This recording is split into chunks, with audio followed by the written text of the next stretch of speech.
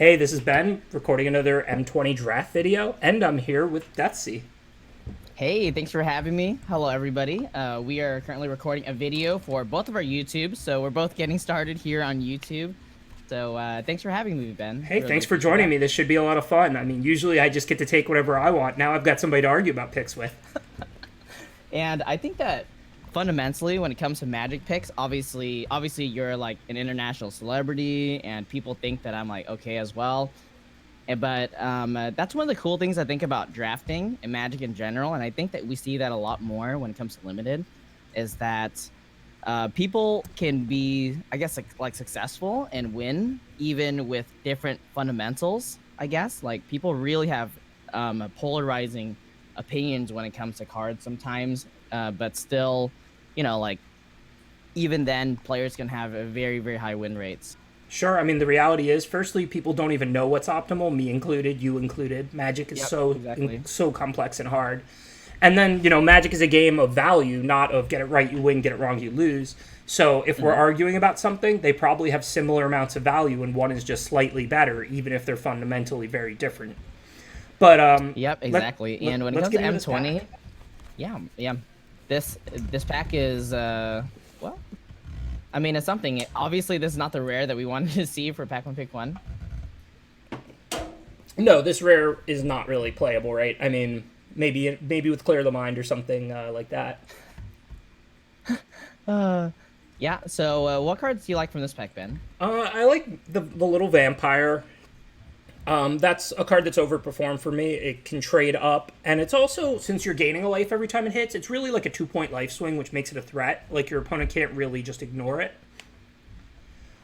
Yeah, it's like a little baby vampire Nighthawk on the ground. It's been actually overperforming for me as well, because you would think that it's like not that much better than Sedge Scorpion, but I think in black it actually does way more than like what Sedge Scorpion does for green.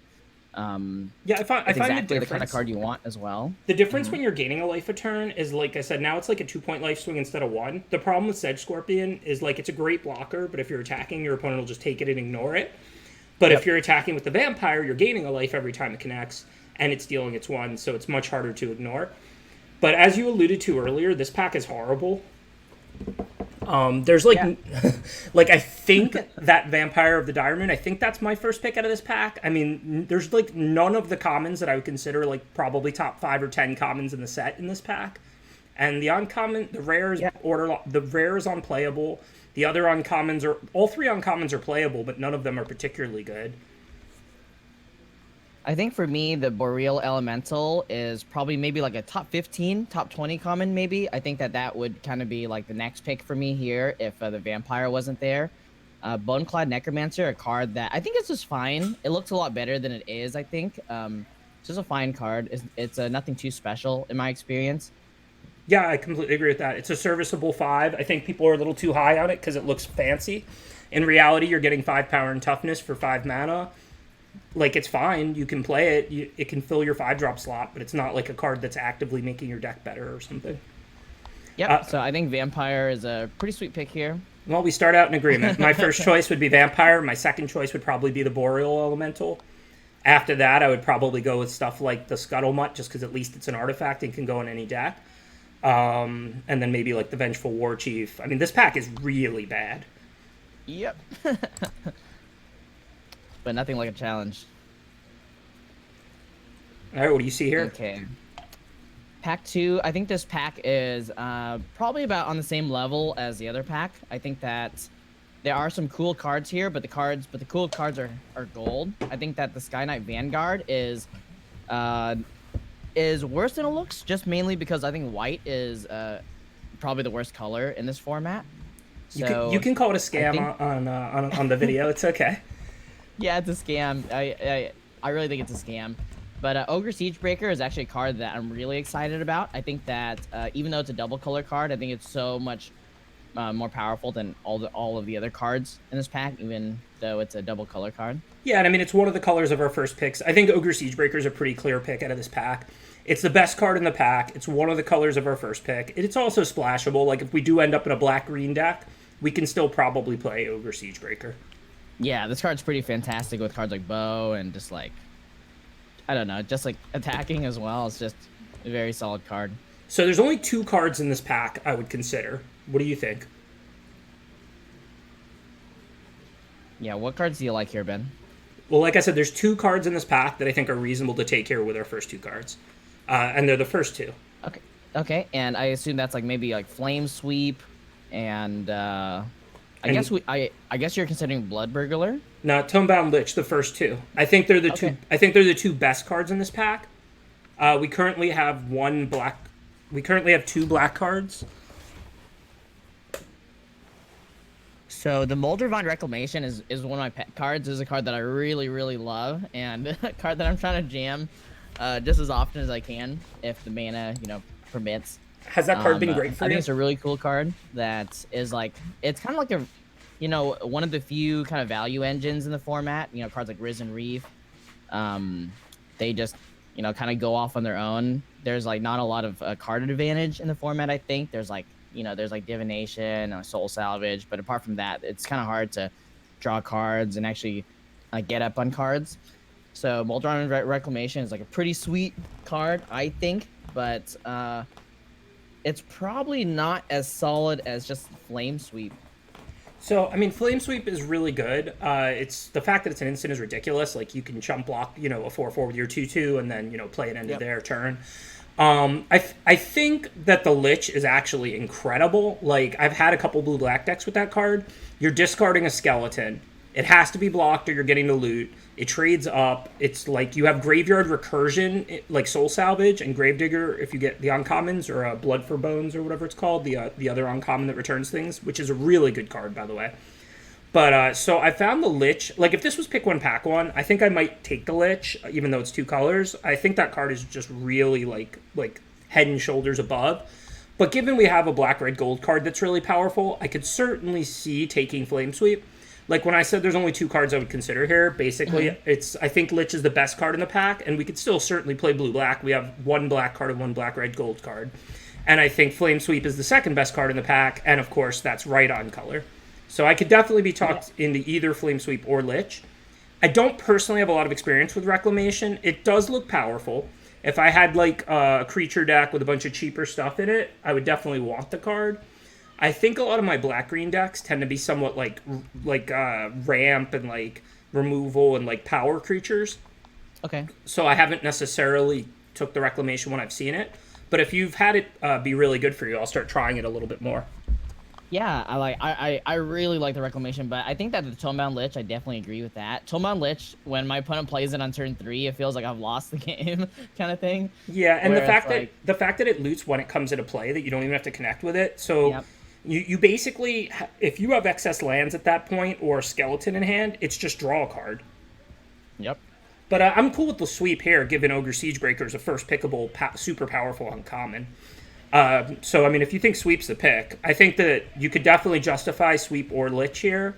I would totally be fine with either of those. Personally, I feel like Flame Sweep is a little bit better when you don't have a lot of ground creatures yourself. So, like, maybe blue-red. Otherwise, like, Flame Sweep for me probably starts in the board. I think that the Tomebound Lich is really good, and I think it is a really, really close pick. I actually don't know which one's correct, but I think Tomebound Lich is more powerful, and it's pretty early. Siegebreaker can also be splashed. I think that's probably what I would pick here, the Tomebound Lich. Okay. The Lich would be my choice, but I don't think Flame Sweep... I agree with what you said. Of course, it's way better with flyers, but I actually don't think it's something you start in the sideboard. I think it's more like something you main, because of the fact that, like, it's an instant, not a sorcery. You're just so able to set it up. That's true. Yeah, so I would be inclined to main it, but definitely it is worse in a black-red aggro deck than it's going to be in a blue-red deck with flyers. So definitely I could see the logic in taking the Lich there, which, like I said, is the most powerful card in the pack, in my opinion. So I think even though we picked a Tomebound Lich, we shouldn't shy away from the Shock here. I think Shock is just a really good removal spell. I think that in this format, it's kind of weird because I think that Murder, even though Murder is fantastic, a lot of times I'm not that happy to murder small stuff, So it's like Murder is a lot better when you're killing big things. So just having small, efficient removal that can actually, like, swing boards. You know, there's so many Risen Reef and stuff floating around that you just have to kill a lot of these small things. Shock kills a lot of the flyers as well. Oh, Um, I completely agree. I would definitely take shock here. The best blue or black card that isn't shock is like, I don't know, not good. Portal, maybe you play one of it in some decks. Blade Brand is a fine trick. I mean, shock is like way better than the other blue, black, red options. And it's also better than the green and yep. white cards, which are Dawning Angel and Sedge Scorpion. So shock is just a clear pick out of this pack, in my opinion. Yeah, and it's kind of a combo with the ogre as well. And we could still play whatever. I mean, look, even if we end up going like blue red or something, I mean, it's early in the draft. You usually get enough playables. I mean, we're just trying to take the best cards, right? Yep, exactly. Is this kind of what you would describe as like drafting the hard way? This is what drafting the hard way is. It's you basically just try and stay open. I mean, every pick you have to like kind of weigh the odds a card makes your deck and how good it is. So, I mean, it matters what you have, but when there's this much draft left, you definitely don't want to be passing great cards for filler cards. Yep, exactly. And I think the thing is that, like, in modern Magic, just cards, the card qualities in draft is just so much higher than it used to be. So, like, it's very, very unusual to not, like, hit your amount of playables, I think. Definitely agreed. So now looking at this pack, so it looks like Grixis so far is the right place to be. I mean, there's 2 black cards, 4 blue cards in this pack. I don't know what we want to take. I mean, there's definitely some close cards here. Man, like the Warden, I feel the Warden is so much better than all these other cards. The Bone Splinters is pretty good, but it has very real diminishing returns, especially if we don't have a lot of skeletons, which the Sanitarium skeleton I've come up on a lot after watching you do work with that. That's like one of my favorite cards in the format now. So I definitely agree. Warden's the best card in this pack. The Skeleton's great. It's a grindy format. There's lots of ways to use it for card advantage. I think people don't realize, like, sometimes how profitable a blocker Skeleton is. Like, if your opponent has out, like, a 4-4 and a 2-1 or whatever, they can't really attack with either. I mean, they attack with the 4-4, you block, bounce it to your hand, replay your Skeleton, and ultimately your 1-drop is stopping 2 different creatures. And that's, like, forget about the fact that if you're looting or something, you know, like if you have Tomebound Lich or Bag of Holding or something like that. And of course, Bone Splinters are common. So yesterday, I actually, you know, had a really hot take on stream. I basically called the Skeleton the Ice Manipulator of the format. It's basically Ice Manipulator. You know. Yeah, it stops their biggest ground creature and can stop some small creatures too. It doesn't interact with flyers, but you know, exactly. and it also feeds your Bone Splinters. It does a lot of work.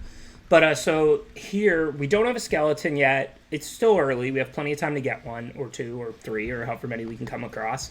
I mean, I agree that Warden is the best of the blue cards. So, and none of them are splashable. So if we're going to take a blue card, we're going to take Warden. And if we're going to take a black card, we're going to take Bone Splinters. So that's basically the pick. Do we want Bone Splinters or do we want Warden? That is a great question, sir. I have no idea. I think Warden is still a better card. It doesn't work as well for us just because black seems to be our central color. So it's a little bit riskier than the Bone Splinters here, but I feel like the upside of Warden is just so much higher than Bone Splinters at this point. Works for me. I think Warden's what I would take.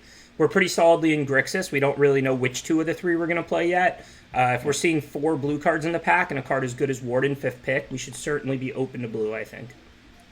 So speaking of being open, we have some stuff we might end up wanting to splash. I think this is a good opportunity to pick up an Evolving Wilds. Fathom Fleet, Cutthroat, and Convolute are fine cards, but I won't care if I miss them. Yeah, I think so. I think the Fathom Fleet Cutthroat kind of plays into this strategy of maybe like Ogre Siegebreaker and we pick up bows and stuff and just like try to, you know, get value off of just pinging stuff and killing their stuff. But I think Evolving Wilds, like the upside is just so much higher than a random Fathom Fleet here.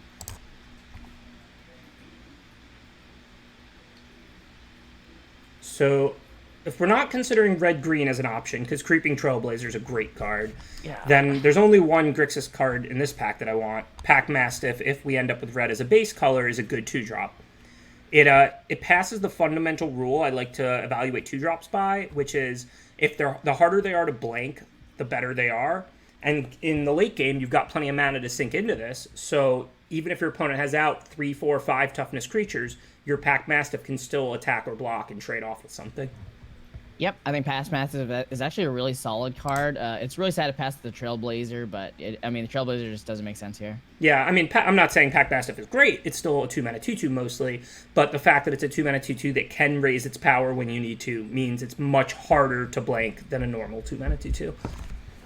Huh. So if we head down the black-red route, maybe Active Treason's a card that we want, so we can like steal their stuff and sack it or something. Well, like we that. still can. I mean, at this point, we have 2 blue cards. We have and Lich is pretty splashable. We have an Evolving Wilds. I mean, we have 2 red cards, 1 black card, some gold cards. I mean, black red is certainly still on the table here. Yeah, I think it's either Active Treason or Anticipate. There's like the only real cards in this pack. Hardcover has actually been impressing me, but I would not like play hardcover if I'm not main blue. So yeah. Active Treason definitely has the most upside. And and speaking of upside, especially if we're looking at a potential splash, we can just grab a Scuttlemutt here. We already have an Evolving Wilds. So for all we know at this point, we can pick up like a dual land or two and actually just play 3 colors. The only thing is, if you're a really aggressive deck, Goblin Smuggler is very good. That's the only other card in the pack that I would really consider. Yeah, I think so as well. I think I kind of like the Scuttlemutt now. I mean, the Goblin Smuggler is kind of sweet because in 3 colors we have like Tonebound Lich, Goblin Smuggler. That's like kind of a pipe dream, but Yeah, and I mean, yeah, I think it's Scuttlemutt. casting our cards is a little bit more important if we do go 3 colors. So I think we should I pick up agree. Scuttlemutt. All right, there's 1 card in the pack here. Wait, whoa, whoa, whoa, whoa, whoa, whoa! Whoa! Hold on, wait. There was something Wait, in there's that a pack. Heartpiercer. You Wait, like? there's a Heartpiercer bow there. Do you like that card? I mean, we have an Ogre Siegebreaker as well. I'm not gonna lie. I've never played with it. I don't know if I'm missing out. I didn't think it was good. So okay, so in this format, I've played a lot of blue decks with the Weaponsmith and like Heartpiercer Bow Vial stuff. And before, I used to always put in the board, right? Because it seems like a sideboard package. And what I found is that almost every single matchup, I'm just siding in the package. So I'm like, wait a second, why don't I just start it and then side it out? And it's been a lot better. Okay, So, I apologize I'll for go clicking stuff. so No. quickly there. We'll keep a all good. lookout. Also, I mean, I think we're leaning red-black, though we certainly could still go blue-red or blue-black. And I agree that if you have Renowned Weaponsmith, if you can search out something that's almost a free resource, a 2-mana 1/3 is like not playable, but it doesn't. If it's going to provide you some valuable equipment, it's going to cast 1 or 2 artifacts in your deck. That's more than enough. So, I mean, I would be interested when I got, let's say, 2 Weaponsmiths to try that out. The problem is I just don't usually get Weaponsmith because I'm not taking it that aggressively. And, I mean, if you only get 1, do you really want to play, like, 1 Weaponsmith, 1 bow? I don't know. Yeah, it's actually been pretty good for me, even like just like 1 Weaponsmith, 1 bow, or 1 vial. But I mean, the Flat and Fleet Cutthroat is also kind of on plan as well. So I think that's definitely going to be a card that probably makes our deck. So. All right, so now are we, like, what are the odds we end up blue? Because, I mean, Fire Elemental, I think, is a worse card than Convolute. Yep. But, I mean, we have 3 red cards, 1 blue card, not counting gold stuff. So, I mean, do you want to take Convolute or do you want to take Fire Elemental here? I think I just want to take Fire Elemental. I think that like the blue is not looking too likely at this point. And if we get some Chandra's, Ember Cats, or whatever, maybe Fire Elemental becomes like a more reasonable playable. Hardcover, you were saying you actually kind of like? Yeah, I actually kind of like it, I guess. And I think Befuddle's just whatever, especially if we're splashing a Befuddle. Like, I agree. I've had hardcover not be gonna better splash for a me than I hardcover would have either. expected. It's Yeah. There's a lot of little value creatures in this format, so you can slap hardcover on one, use it immediately, loot away an extra land. If they kill it, it's only sort of a 2-for-1 because you turn some creature that wasn't doing much into a relevant card. It's not like you're slapping hardcover on your best card. And also, you already looted once. Yep. And a lot of times hardcover, you can actually throw it on something that's been pacified as well, which is a pretty common, I guess. And then just start using that. Hardcover, I mean, the thing is that, yes, it's kind of a 2-for-1, but like, yeah, once you loot it away, it's already kind of, had its value, especially if you're just throwing away like a useless land at that point. So, do you want to start on Fairy Miscreants or grab a Scorch Spitter? I think I just want to grab a Scorch Splitter because maybe we're like a lot more aggressive than we seem. Not that red-black is like a elemental kind of archetype, but... Okay, well, we've got a new pack here, Pack 2. A couple cards we could consider. This pack is a little better than the one we opened, Pack 1. Oh, much better, I think. If we do end up wanting to splash, Golos, I don't know how to pronounce anything. It searches for a land, so even if we're never worrying about using that other ability, a 5-mana 3/5 that can go and fix our mana and get our splash is relevant. Murder is the best common, even if it's not always the most efficient. It can deal with any threat. It's instant speed removal for 3 mana. And then there's, those are the only cards I would really consider, but then there's also Boreal Elemental if we're looking blue-red, which I guess we do have mostly red and then about an equivalent amount of blue and black at this point. Yeah, man, Golos is a card that, Golos is a card that you can just play in any deck. I think, like, Golos is just so good, and if we actually manage to just have like ways to activate Golos in our deck, that's really sweet. I mean, we do have Evolving Wilds and to pick it over Murder. I feel like Murder is the competitive pick. Golos is the card that I would pick every single time. Well, this is not a meme stream. We're drafting to win. So if this was a Mythic Championship, if you were there in the Mythic drafting, you would take Murder or you would take Golos? That's a great question, actually. I think it's actually close. I think Golos is actually very powerful. Yeah, I think it's close too. I mean, we have Scuttlemutt, we have Evolving Wilds. We can get to the point where, like, we could potentially activate a Golos, and it could just fix us if we play 3 colors. And if we're playing a Scuttlemutt as well, and we pick up one random dual land that's on color with, like, the other color being off color. But Murder is really good. Like, we don't have a ton of power removal. Like, we have a Shock. Like, a Murder would be a nice card if we end up red-black. I think I would just pick Golos, but you have the mouse. You can accidentally click on this Murder if you'd like. Yeah, I think I would just take Murder here. I just think it's like, we've been seeing like red-black, and I mean, Murder's such high-quality removal. Yeah, it is. I'm disappointed right now. Do you know why I'm disappointed? Why is that, Ben? Because there's a skeleton, but I'm not going to be able to take it. Okay, because there's a Chandra's Outrage in the pack as well. Yeah, I like Skeleton. I think it's a great overperformer from how it looks, but I mean, it's not better than premium removal like Chandra's Outrage.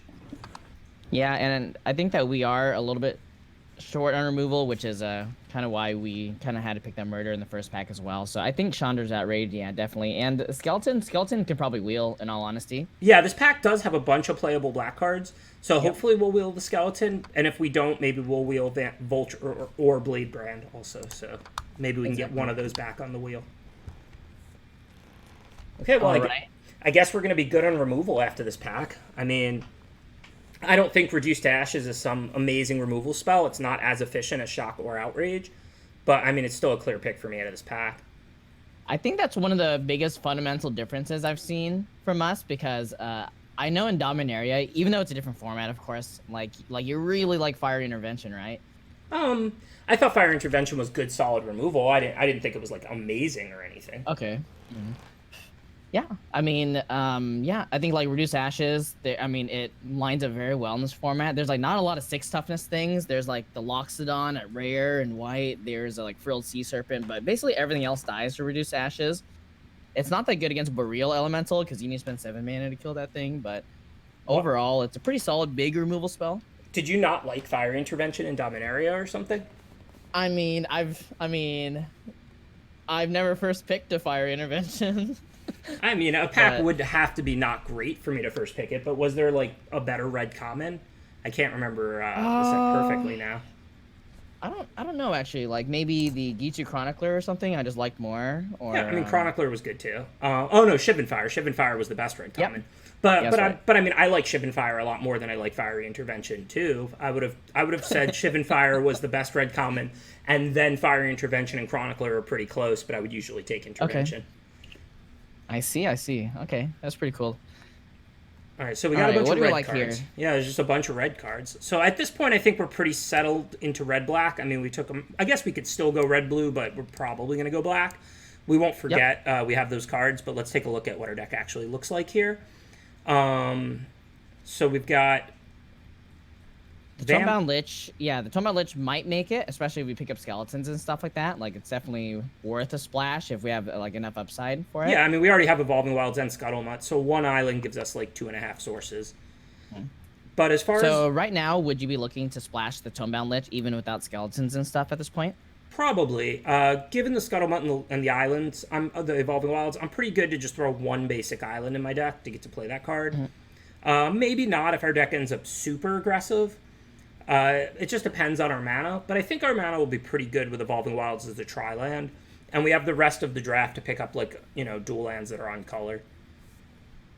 So what do you like here, though? Do we want the 2-drop? I think this pick here for me is probably between Chandra Spitfire and Goblin Smuggler. I think that the other two cards are like mainly sideboard cards. You don't like Unchained Berserker at all?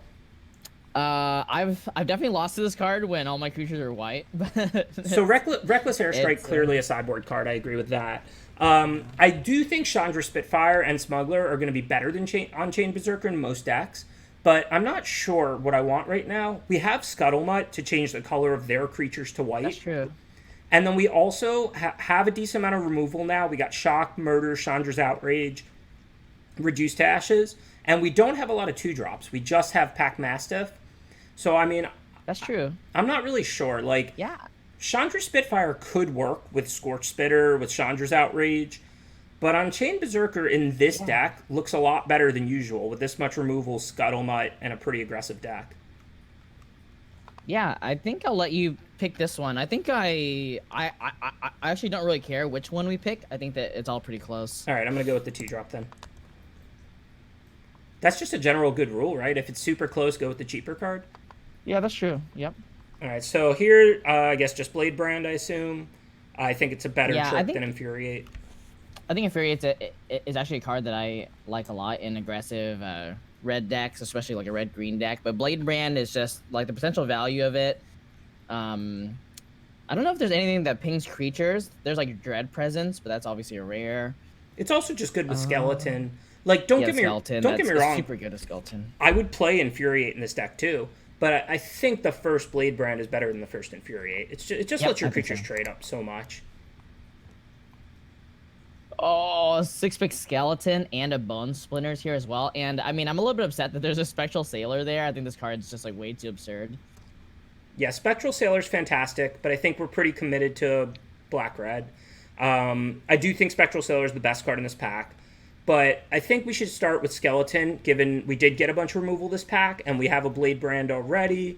So I think we want to grab the first Skeleton over the first Bone Splinters here, and then we can probably take the next Bone Splinters over Skeleton should we face that pick again.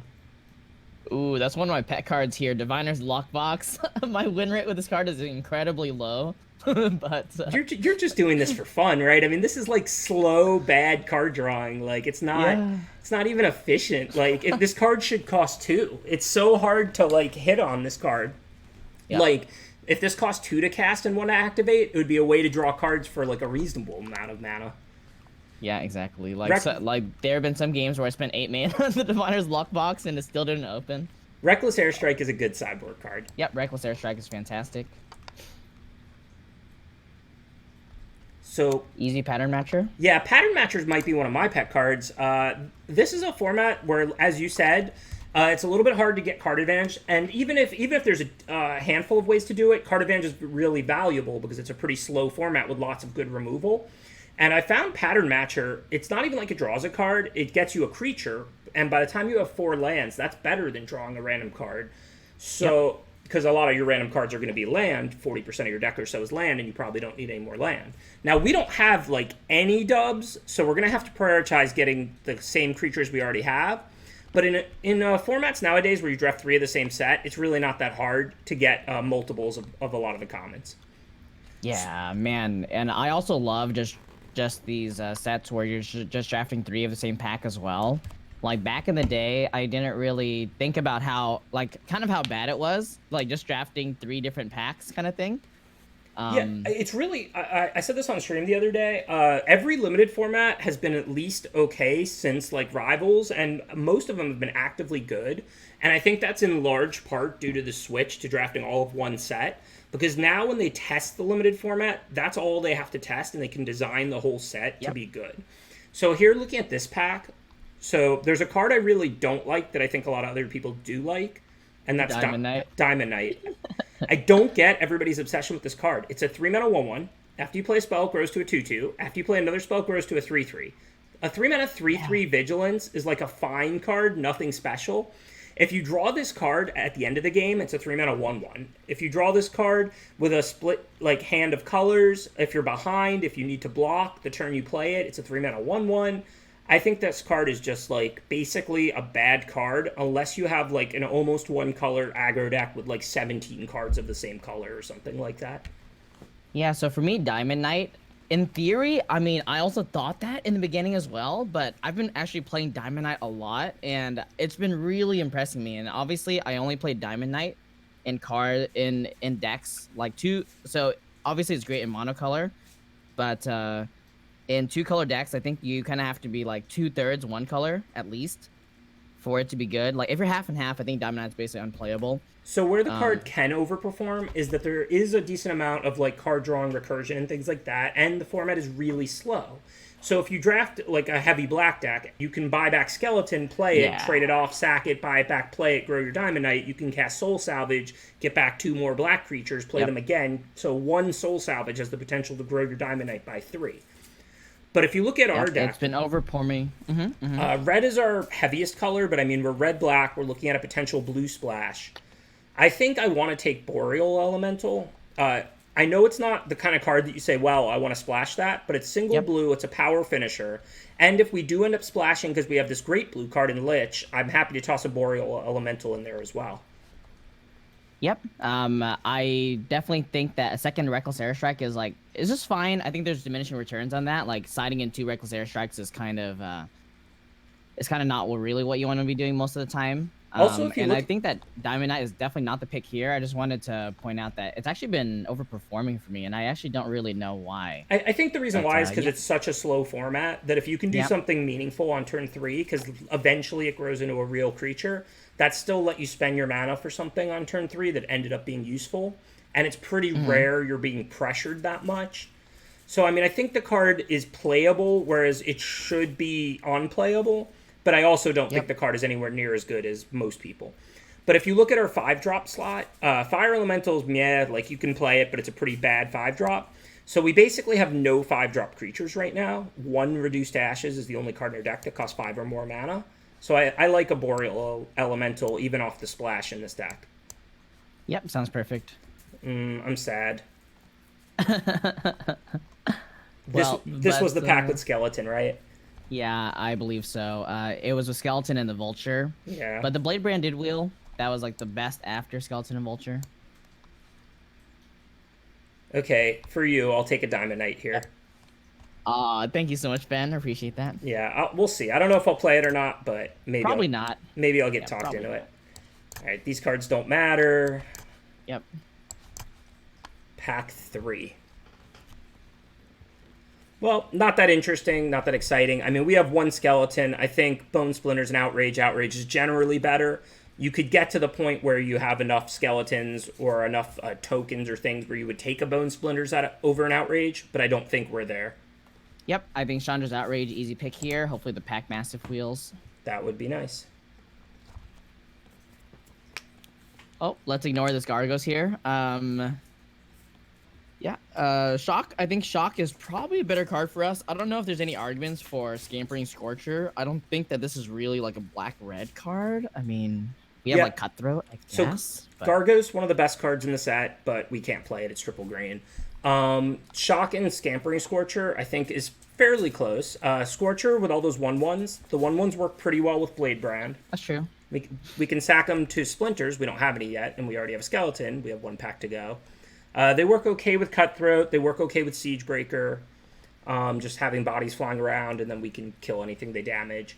I think Shock is the pick. It is only our second Shock. It's not like we're not flooded with cheap removal that kills small creatures or anything. Let's see what our 4-drop slot looks like. We have a Pattern Matcher that we don't know if we can play. Siegebreaker that's awesome. Cutthroat, which does work well with Shock. On 5 mana, we can take out a giant creature. Yep. Yeah, I think Shock is the pick.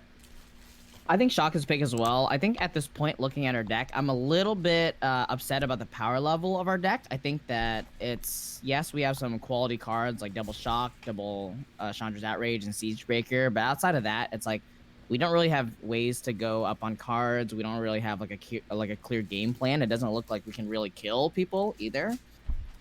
Yeah, I think if we can remove their best creatures, then we'll be able to kill them. But I agree, our overall power level's pretty low. We haven't really seen uncommons and rares that are high quality on color.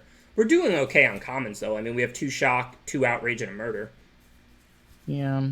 So I kind of wonder what ways we can increase the power level of our deck.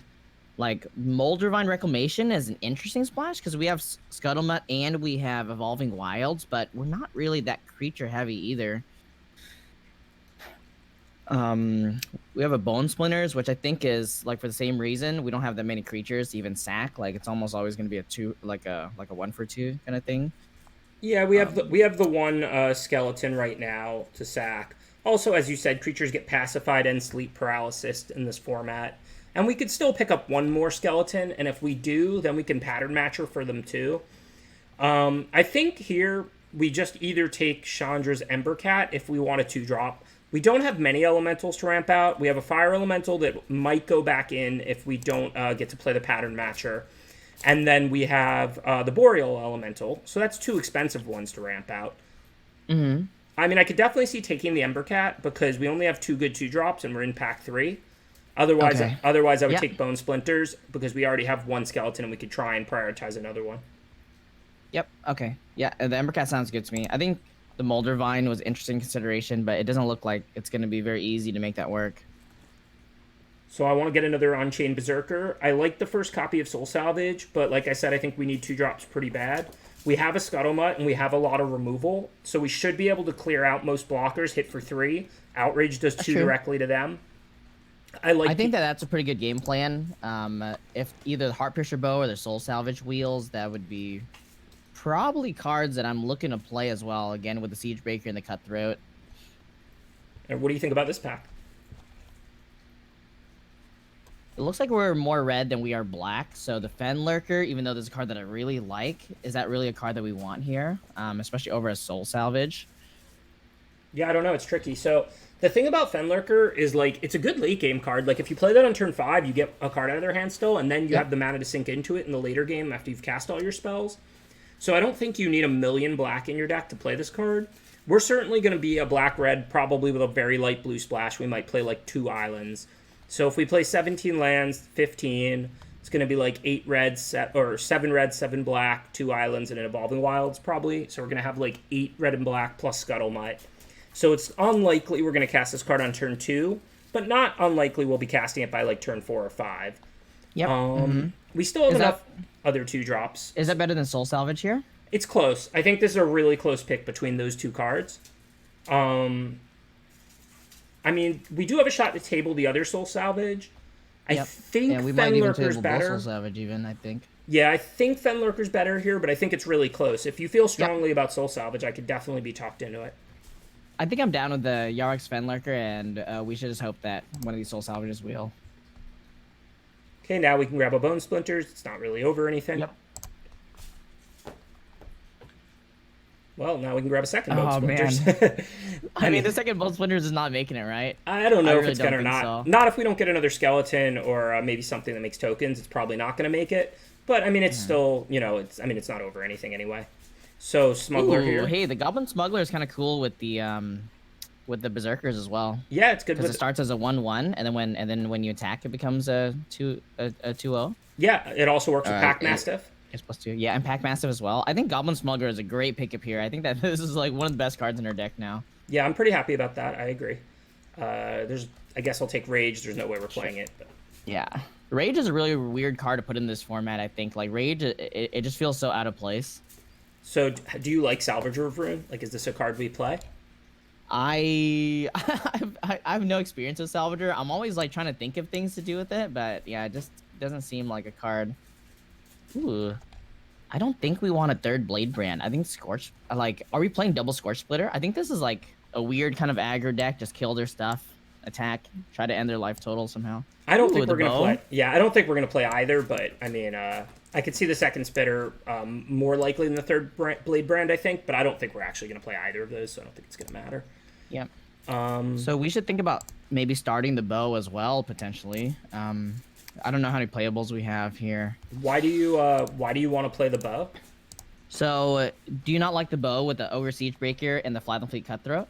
And then we have like ways to kind of to I guess like chain like to deal small amounts of damage as well. Like shock, shock can basically get upgraded to deal 3 damage.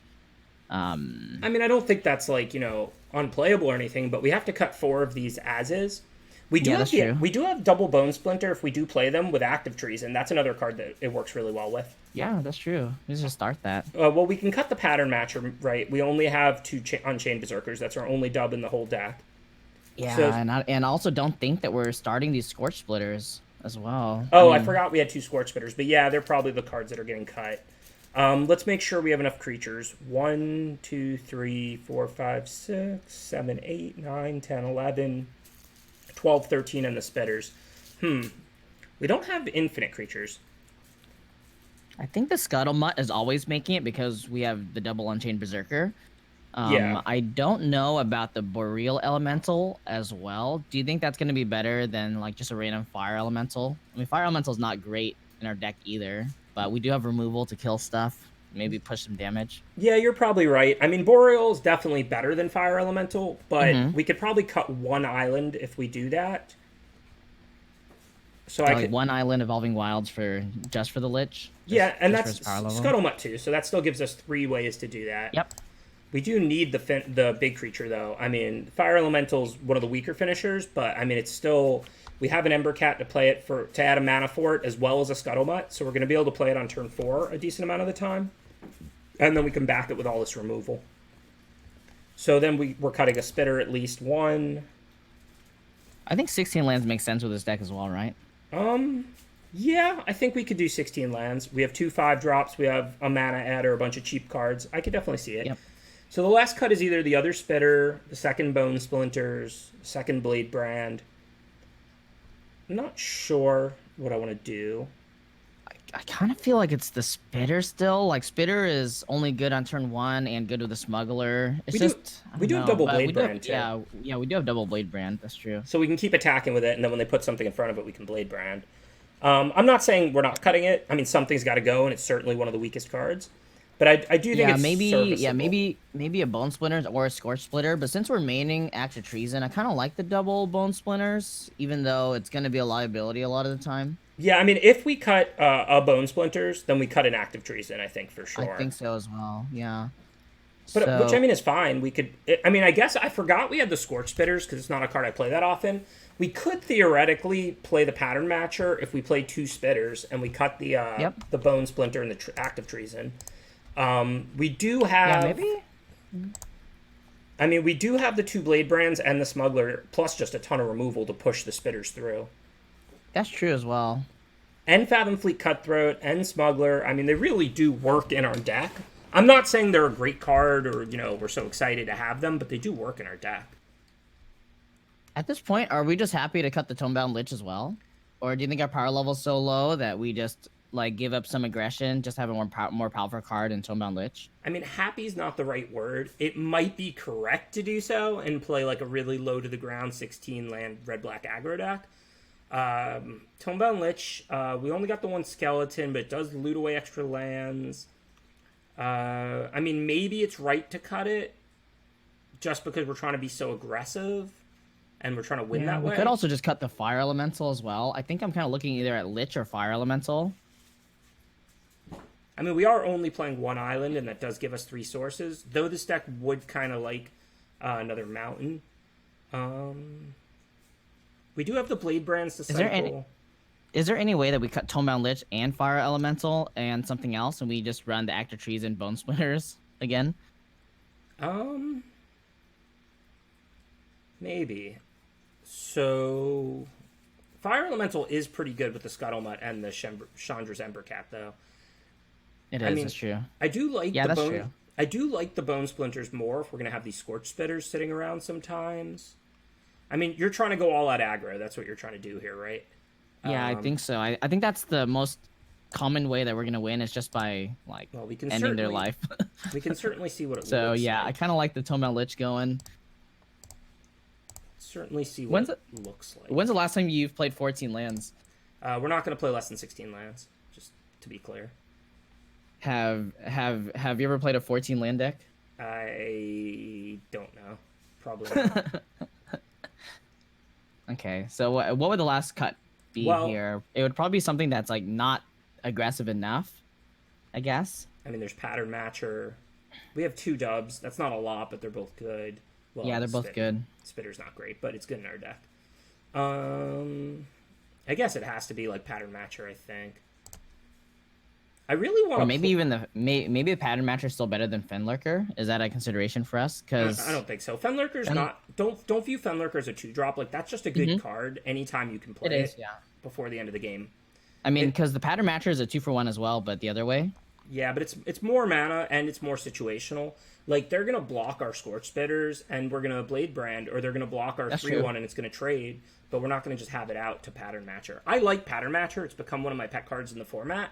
But the thing is, we just didn't get there. Normally, you get, like, 3 of something and 2 of 2 other things. Because, I mean, they're commons, and it's a 3-set format, and you can prioritize taking the ones you already have. But we just didn't see another skeleton. We didn't table the Pack Mastiff. We only got 1 Smuggler. All the cheap creatures that are common, we just didn't get doubles of. I agree. I think that this looks like the best configuration for the main board to win. And we actually have a lot of different ways to, like, sideboard into, like, versus against flyers, or if they have 1 toughness things, or maybe if the game goes a little bit longer, maybe we board in like Fire Elemental or something like that. All right, I'm down. Yeah. So what do you think about this deck overall? Like you said, it's pretty low power. We have good removal, so you can pair cheap aggressive creatures with powerful removal to clear the opponent's good stuff and try and go under them, which is what we're trying to do. I'm not sure that if I was alone, I wouldn't have splashed the Boreal Elemental and the Lich. I think that it's super close. I probably would just cut the Spitters and play those cards, but I get that, like, the Spitters are actually pretty good in our deck. We have a lot of ways to ensure they keep attacking, or at least trade off profitably. I mean, we have a lot of removal, double Outrage, double Shock, double Bone Splinters, double Chandra's Outrage, or 1 Outrage, and a reduced to Ashes. We also have the Blade Brands, we have the Smuggler, we have Fathom Fleet Cutthroat. So I get it. I think I'm down to try. This could easily be the correct build here. Black-red aggro, 16 lands, low to the ground. Yeah, I mean, this isn't the perfect hand, but we can top deck a Mountain maybe, but we have to keep this, of course. Yeah, I would never mold this. We're on the draw. If we get the Mountain... Yeah, I mean, the Scorch Splitter is still better than Fenlurker on 2, right? Yeah, and we have a Shock and a Blade Brand to play. And I was going to say, if we get the Mountain, we're good, but we're on the draw. If not, we have a Blade Brand to cycle. We have a 2-drop already. So we have like 4 or 5 cards before we really need the Mountain or we lose the game. Yep, exactly.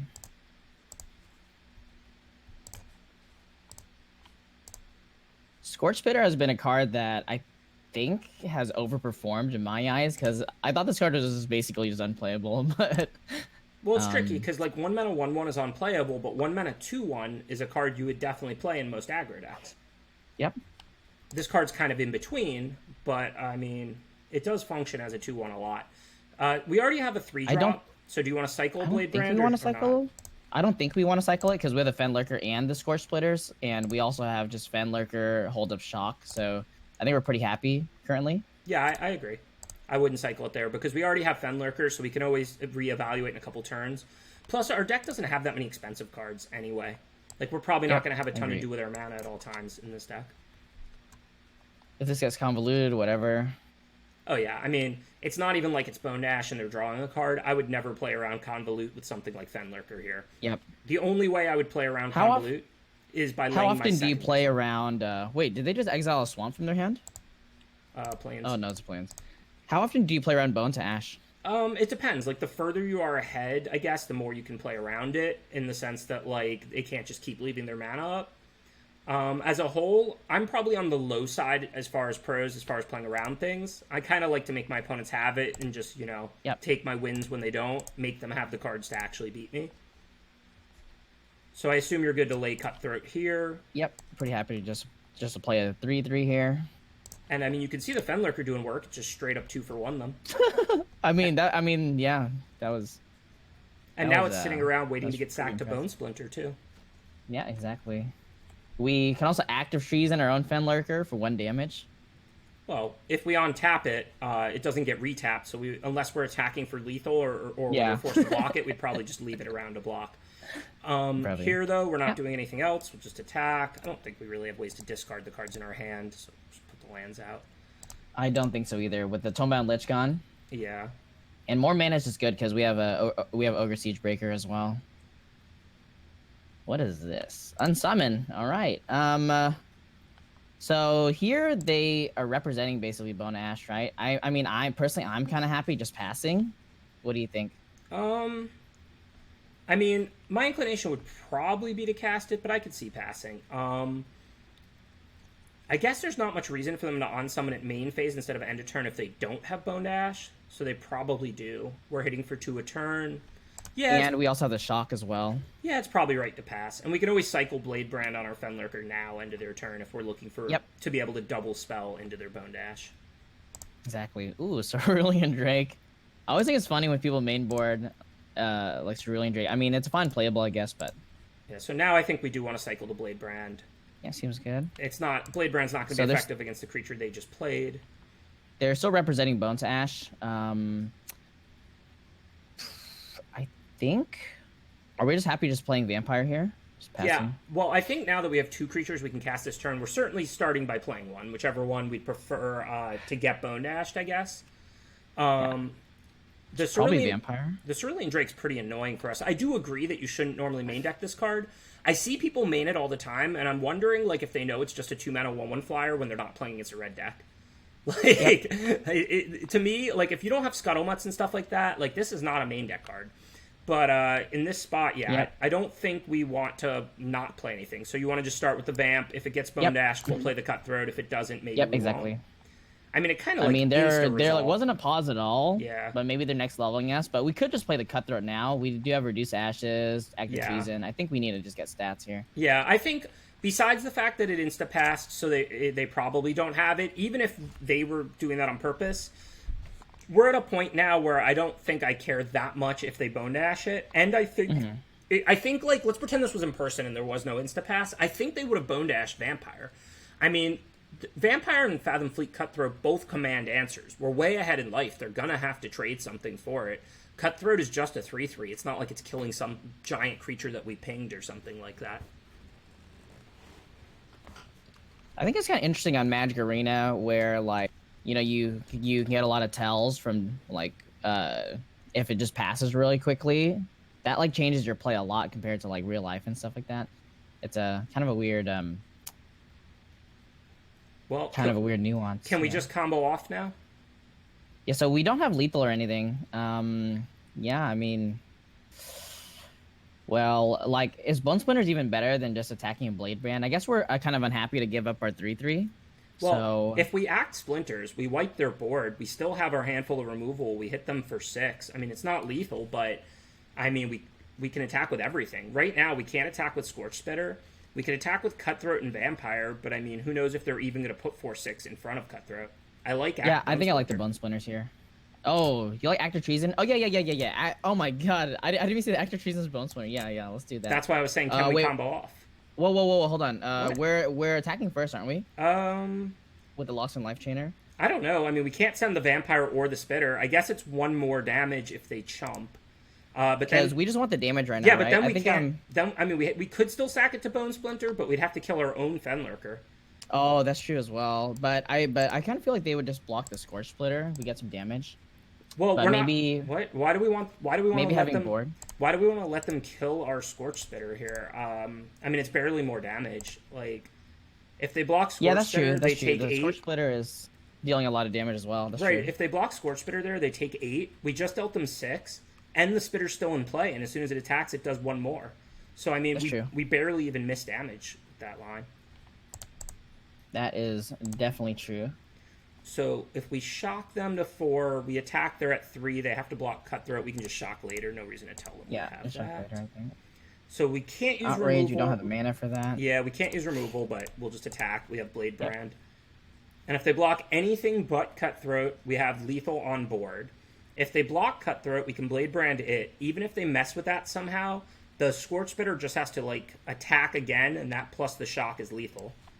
Yep, and with one card in hand, there's really not much that they can do. I think like we just have so much gas from this point on out.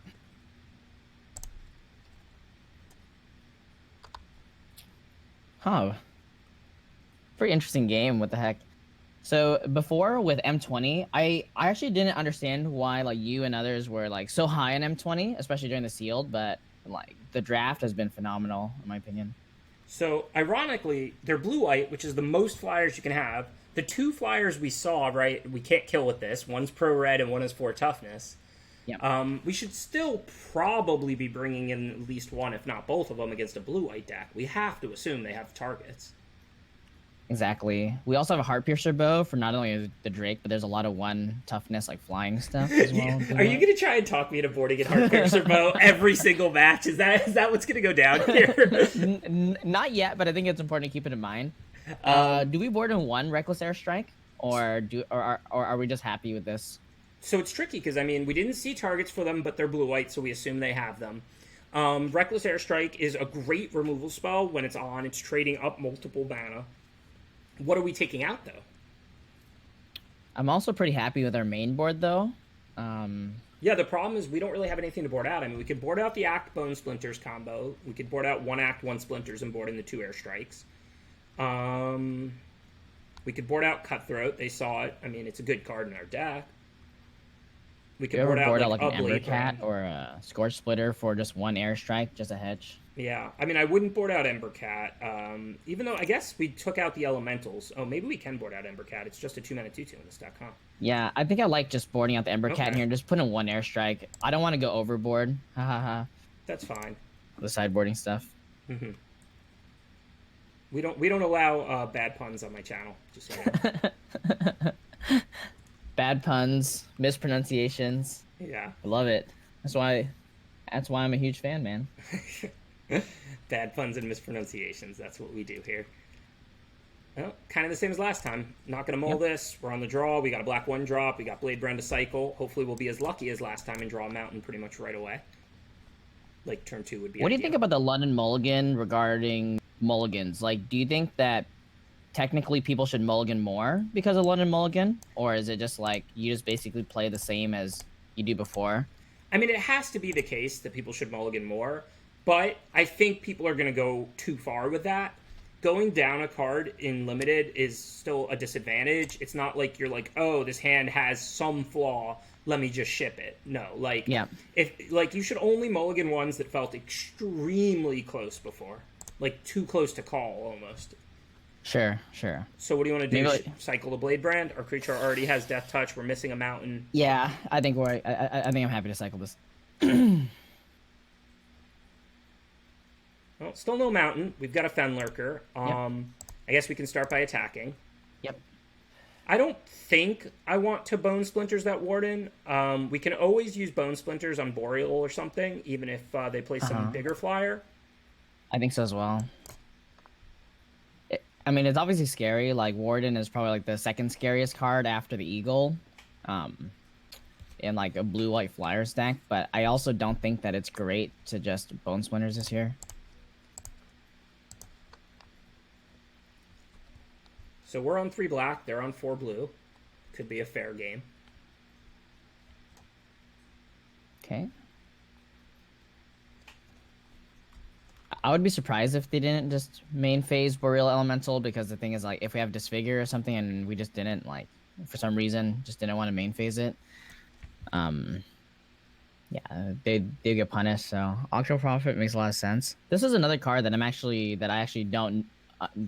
I'm really unsure about. Like, I have no idea how to evaluate Octo Prophet. I don't know. I mean, it's definitely a fine card. I don't know if it's like fine good or just fine fun. Yeah, blue is really deep in this format, so I found myself cutting it more than I thought I would. I think it's a good card, like an actively good card. It's just there's so many good cards in blue that it often ends up being my 24th or 25th. Mm-hmm. So we can attack. I don't think we risk the bluff with the Fenlurker. I think just the Vampire. I mean, we also don't even have to trade damage with Octoprophet if we want to play like Siegebreaker kind of thing. Yeah, I was going to say, I definitely wouldn't bluff with the Fenlurker here because they don't really care about their 3/3. It already did its comes into play ability. They may throw it in front of it just to like make us spend mana and trade with it. But I like the vampire attack. We don't need it back. If they attack us with the Octo Prophet, it's not back to block. Like you said, we drew them out and we're going to play Siegebreaker here. So this gets us more out in front damage-wise and kind of like puts the pressure on them. And this is kind of... I think the vampire, if it didn't have lifelink, I'd probably just leave it back. But since it has lifelink, like that's a very lucrative attack for us. I was just... Because if they attack us back, then maybe if we draw a land for one of our removal spells, or even just Bone Splitters, we might get like a good attack as well. I was just about to say that. And this is the difference between Vampire and Sedge Scorpion. If this is Sedge Scorpion, I think we have to hold it back because then we're not gaining a life. But a 2-point swing is a lot more than one, and lifelink makes this into much more of a threat on offense. So now, this is kind of funny because we have an onboard trick of the Siegebreaker, so I don't think they're gonna block. We can't really use our mana very well either. No, it's kind of an awkward turn.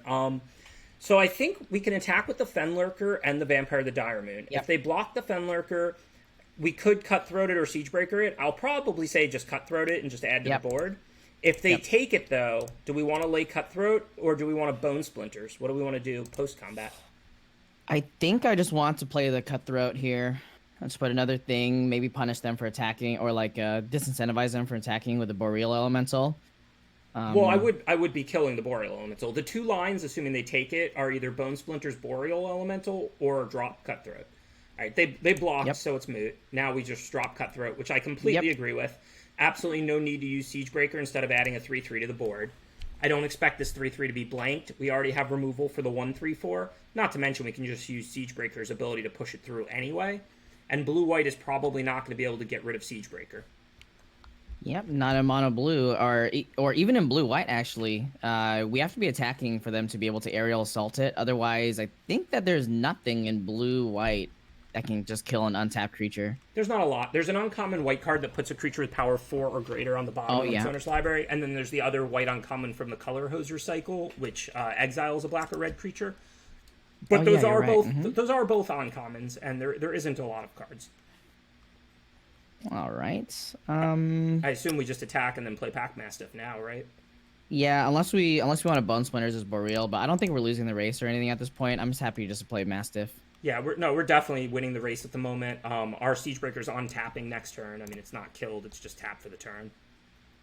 Yep. If they draw like Plains Aerial Assault, that's pretty fortunate for them. They get like a little bit of a life boost. They take out our best creature, but we do have removal for days, so.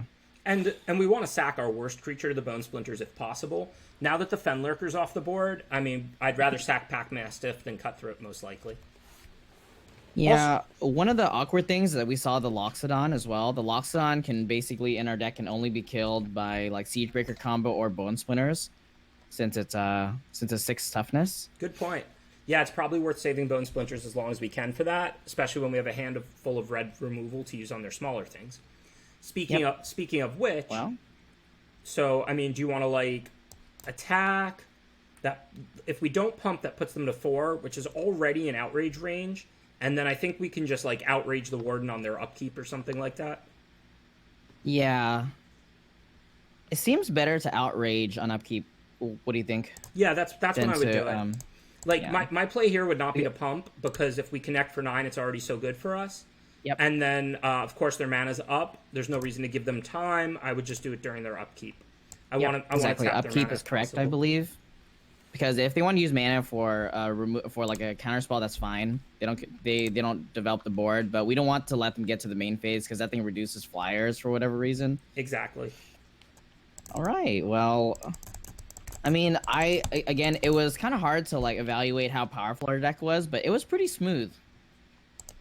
Yeah, blue-white's going to be a good matchup for us, I think, because we're going to go under them and we have all this removal for their flyers. It might get tougher for us if we play against, like, a green creature deck and their curve is low, or, like, a grindy black deck with skeletons and things like that.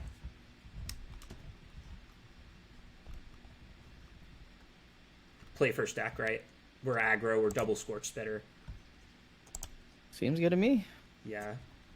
I guess we start with the Swamp, but we're never going to play Fenlurker on 2, right? Right, I mean, not with this hand. Not Fenlurker, you're not really looking to sink mana until later.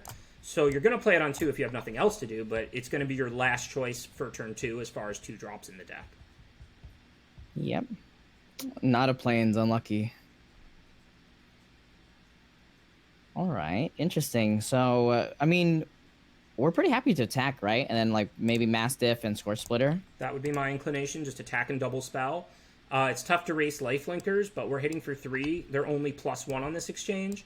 And if they are tapping the blocker, then, I mean, we have an army out. And we have Pack Mastiff to trade with it anyway. So we don't have to race I mean, it. I think, well, like, Berserker is just a terrible blocker, right? So we just have to be attacking. Whoa! What the biggest vampire format? I think there's 3 common vampires: Blood Burglar, Epicure of Blood, and Barony Vampire, the 3-mana 3/2. So now I just want to get rid of their 3/3 and kill Chandra. I think so. There aren't any other iterations, right? I mean, the thing is that Mastiff and Enchanted Berserker are 3 attack things. Yeah, so I said kill Chandra, I meant Sorin. But yeah, we don't actually have to use murder to do that. I think we want to murder a 3/3 lifelink at a red-black here and just keep pushing. We have Smuggler. There's another line as well with the Goblin Smuggler and then Shock as well, and just trade off a creature. So we smuggle in the Scorch Splitter, right? And then everything goes to Sorin. They block. Oh, actually, the Pack Mastiff is just a 2/2. Never mind. We're a mana short. If we had 1 more mana, then I would do that, because then we could smuggle the Spitter. We could pump the Mastiff if they block it. The On-Chain doesn't need help. So, like, I would do that. If we had 5 lands, I would make that play for sure, because we're not throwing anything away. But I would rather throw away a murder and press our board advantage than throw away Pack Mastiff against a red-black deck. And now we can just send exactly 5. Doesn't matter what combination.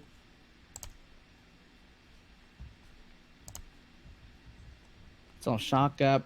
Our mana has been quite fortunate to us. Yeah, I mean, we stumbled slightly last game because we didn't have the red right away. The opponent just didn't have it either.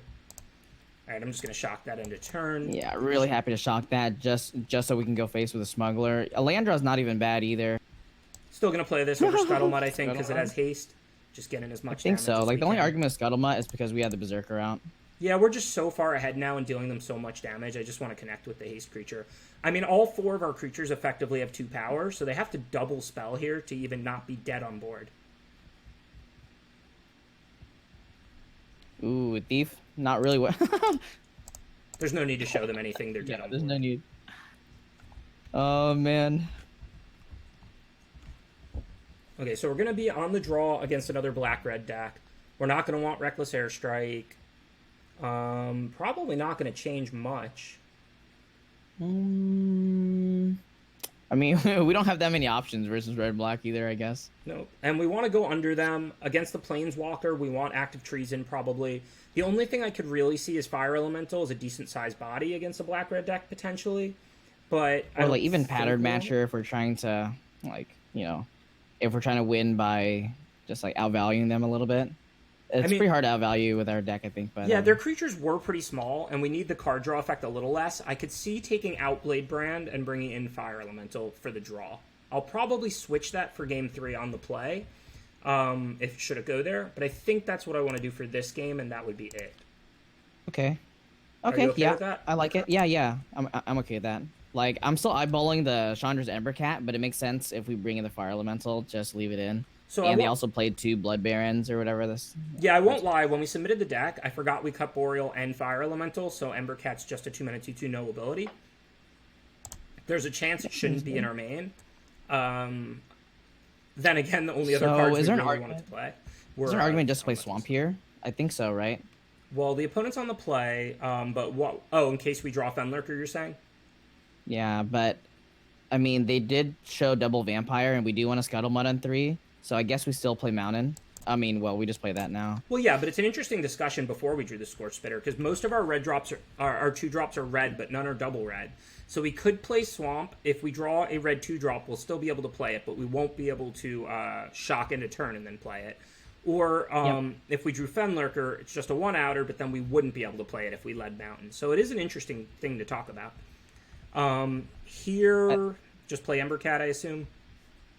I guess just Swamp Embercat. Yeah, we could wait on Shock. I mean, knowing they have Sorin, it's slightly less ideal, but I mean, we don't know that that card's in their hand, and we're not in a hurry to shock off a 2/2. There's nothing wrong with doing so. It's just we have our own creature to play. There's not really a hurry. Ooh, interesting. Yeah, so now I think I like smuggling the Spitter and attacking with the Embercat and Spitter. They may take it and attack back because theirs has lifelink, but that's okay. We have Shock. And then next turn we can double spell. We can play Scuttlemutt and Shock potentially. Yeah, I think so as well.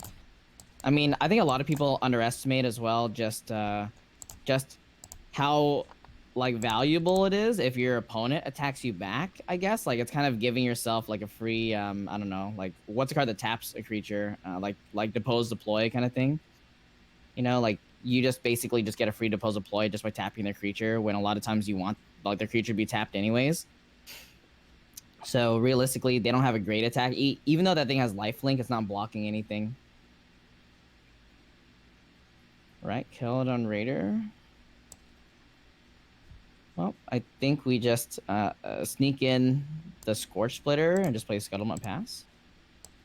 Sounds good to me. I guess we leave up Shock, yeah. Yeah, I want to leave up Shock. I've learned to check the auto tapper in spots like this where you can't really predict what it's going to do. Once in a while I miss it, but I got burned enough times that it's like kind of ingrained in me now. Sometimes auto tapper does funny things with Gift of Paradise. I've had it not. Oh dear. Yeah, that's a card. That is a card. I mean, granted, it's not like they're not getting the first ability. They're not sacking Kelded Raider to kill any of our creatures, but the second ability is pretty annoying. They get their Blood Baron back or whatever. Yeah, and we have to kill that like immediately. So I think now we just Bone Splinter that and then shock the Blood Baron and attack for 4. I can't imagine what else would be. Nothing's going to do more damage. So yeah. I mean, we have to kill it. We don't have any other choice, I guess. Yeah, I mean, it's ugly. I mean, we're getting sort of 3 for 1 here. Yep. But, I mean, Cavalier has lifelink. We're not racing it. So, I mean, we just have to. We have to kill it. And then, I mean, we don't have to shock this Blood Burglar, but we might as well. It's already turn 5. I expect to do better. Do we have to, actually? So, we have, like, a Fathom Fleet Cutthroat out, I guess. But it's probably better just to shock and race, right? Yeah, I mean, this way we attack for 4, right? If they attack back, we can attack again. If they hold theirs up, then we can always smuggle the Scuttlemutt in. Yep. I think that's the most reasonable way to win. Yeah, let's make our land drops as well. I mean, look, we just got 3 for 1. This is a mythic rare. It's one of the best cards in the set. I mean, this card is incredible. It comes into play, this Cavalier. It destroys a creature. I mean, it brings back a creature when it dies. I mean, it is what it is. We're doing our best to fight through it. Hopefully we can draw a few more cards now. Is there ever an argument to hold this mountain? I think we just hold it. Yeah, because it might get them to mind rot us when they wouldn't otherwise. We're actually in a fine spot, and that's kind of the thing about Magic is that if your opponent just draws more lands than you, sometimes that's like, that's like. All right. Well, with Blade Brand, we can just attack with both. We're not playing for the long game. I mean, I'm not excited about them blocking Smuggler, which is the one they're probably going to block. But I mean, I think it's still better to attack with both and get to use Blade Brand and kill their 4/3 while they don't have cards in hand and draw a new card than it is to like smuggle Scuttlemutt or something like that. Smuggling, yeah. I think smuggling is so slow, and that's one way that we can really lose just by getting out tempoed, and they. So they know we have something because this is clearly not a bluff. So they're trying to think about what now. Yep. I mean, there's only one block, I think. Yeah. Wait a second here. Yeah, they have to make this block. They can't just go to 4. Otherwise, they give themselves 1 turn to top deck an answer, or they're going to have to make the same block next turn anyway. Yep. I'm not going to outrage. One of the best outrage. draws in our deck here. We just leave that up. Right, and I'm not going to outrage the blood. Spitter. Perfect. Yeah, and I wasn't going to outrage the Spitter unless it was lethaling them. The reason being, of course, it's not stopping our 2/2, and at 12-6, we're way ahead on the race, so we'll take 2 and attack for 2 back. Now, of course, if they play that 4/4, we have to outrage it in order to be able to attack, so we outrage it on their turn, because if we draw something we want to cast, we might not have enough mana to do both. Yep, exactly. Ooh, I really don't like their sideboarding decisions here, I think. Duress is not a card that you should board in. Duress is a card you only bring in against blue decks for hands full of counters and stuff like that and card drawing. Just because you see that your opponent has good removal spells does not mean you board in Duress. It's going to whiff way too high of the time. Yep. And personally, sorry, go ahead. No, I mean, you can see that game. They lost by 1 spell, basically. If that Duress trades with our 2/2, I mean, that's just a top deck battle. Instead, and they're up a Scorch Spitter. Instead, they chump blocked and then lost because Duress is not a card a lot of the time. Yep, and also they boarded in Mind Rot on the play. I think that I really like Mind Rot when on, but on the play, it's like it does lose like a significant amount of value as well, I believe. Yeah, Mind Rot is better on the draw against slow decks. You pretty much never want to have Mind Rot in your deck against a black-red aggro deck unless you need to. Yep. So we're on the draw. Like, is this a London Mulligan hand? I don't know. Yeah, this is a hand that you might be right. This might exactly be a hand that we mulligan now that we would have kept before. I'm not sure. I mean, because before, like, I'm just always keeping this hand. But yeah. Is that just wrong now with the London Mulligan? I don't know. Before this would have been I don't know like as well, because if we lose with this hand, right, we're like, well, it feels kind of bad because there's a London Mulligan. Yeah, let's take them all, but I agree it's super close. Mm-hmm. Yeah, I mean, this hand's much better. Yeah, what are we gonna bottom though? I'd like to keep it all. Easily put Reduce on the bottom. I guess I can see just bottoming a Swamp as well. That's what I was gonna say. We have a lot of 1 and 2 mana cards, and the only card besides Reduce in our hand costs 3. So, I mean, if you're thinking easy bottom Reduce, then bottom Swamp has to be an option. I wouldn't bottom any of the middle 5 for sure, but between Swamp and Reduce, I think it's super close. It's probably still Reduce, I think. All right, I won't be greedy. I'll let you be the voice of reason. I mean, I think that both are reasonable. So I think it's we're super in the close. draw, My again, inclination. This is a decision between. Okay, never mind. Again, I was like, well, do we lead Mountain? Do we lead Swamp? I think I probably would have led Swamp there. Yeah, against the double Like- Blood Burglar guy, I would lead Mountain, but I think here I would lead Swamp in the dark because they may not even have 2 drops. We don't really know. Exactly, and like Fenlurker. I mean, I mean, again, like if Unchained Berserker is always our play, maybe we just lead Mountain.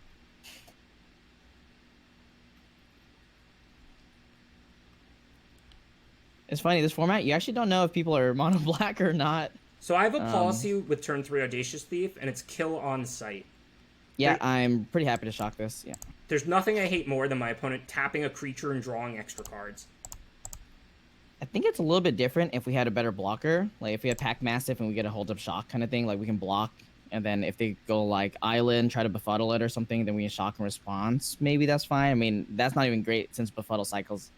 But maybe if they play like Forest into like try to pump spell, a little bit different. So I mean, now maybe it's a little different a turn later. I mean, do we want to like smuggle Spitter and see if they block? If they don't, maybe just let them on tap with it and draw 1, or do we want to Bone Splinter it? It's a very good question. I think I'm pretty incentivized just to go Goblin Smuggler first. I mean, we could also just smuggle and just attack with that and the Berserker. I mean, that doesn't make a lot of worse. Yeah, that doesn't make a lot of sense to me. I mean, it's Spitter's not blocking Thief, so why are we giving them the option to trade with our Goblin Smuggler? Yeah, I guess so. Yeah, exactly. But I think the real question here is if they don't trade with On-Chain Berserker, do we want to Bone Splinter that Thief or just pass to them? I mean, now it's a turn later, they're going to 8. If they draw a card with that Thief, they're going to 7. If we Bone Splinters a blocker, we're already putting them to 2. All right, okay, we're really happy about this. Do we just hold the land? We yeah. only have Reduced Ashes, and but it's on the bottom, right? Very, very good call. I was going to play the land because of Reduce, but it is the only 5-drop in our deck, and it is on the bottom. Good call. Well, I want to go out on a limb, and I think the opponent's probably missing a second color. Now that they didn't... think land's fine now. Yeah, now that they didn't Mind Rot and we have extra spells, I think I'm going to play the land, because if they tap 3 and Mind Rot, they're just dead. I'm just going to shock them and, attack them, and they're just dead. Okay, so we don't know what their second color is. All we saw are black cards. We're on the draw. I think the only question would be Ember Cat, again, because it's so bad in our deck. And it's funny because Ember Cat's a card I actually really like. It's a 2-mana 2/2, a Grizzly Bear that also adds mana. So even if it only adds mana once or twice, if you ramp out an Elemental or Chandra, that's like really good for a 2-mana 2/2. But of course, we have nothing. Yeah, maybe we board out Ember Cat and Pattern Matcher comes in. Maybe Pattern Matcher's just supposed to be in the main board over Ember Cat. Yeah, I could see changing that in between this round and the next. Pattern Matcher isn't going to be great with just 2 dubs, but I don't think But we it's still just a 4-mana 3/3 as well. Like we've been happy to play Fathom Fleet Cutthroat just as like a 4-mana 3/3 since we're pretty aggressive. and we don't need a 2-mana 2/2 no ability. We have a decent amount of 2-drops plus the double shock. Yeah, shock and disfigure just keep on going up and up for me in this format, just because like a lot of the things you want to murder are like small things anyways. Like I'm murdering, Risen Reefs and a Warden of Evo's Isle and Audacious Thieves and stuff, where like shock and disfigure just give you like a tempo swing as well. Yeah, I mean, they're good removal spells. I'm not going to lie, I kind of wish we had our 2-mana 2/2 instead of Pattern Matcher in this hand right now. Yep. But so what are we exiling? That is a great question. It might just be Bone Splinters actually. Yeah, I guess with a handful of 4-drops, we have to get to 4. Bone Splinters makes a lot of sense. Certainly I attacking. think we're happy just trading this off. Yeah. Yeah, certainly attacking. A little bit awkward that Pattern Matcher, but it's okay. I mean, Pattern Matcher is still expected to be good, especially since we just drew the 4th land. Pattern Matcher's got a shot to copy a Spitter here. Even if it does or doesn't, who knows whether a Spitter will be useful at that point in the game anyway. I'm much more worried about this turn 3 Thief that we can't answer, but they didn't have one, so we're lucky. I mean, last game they played 2 Thieves, right? Yep, we saw 2 Thieves. Like, Thieves is kind of interesting because it's already a 2-for-1 kind of thing. Ooh, raise the alarm.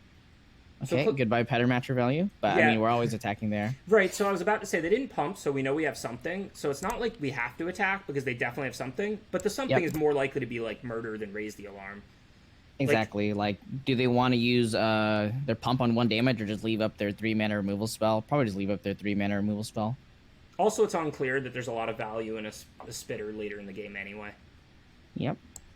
So now let's put out our good creature.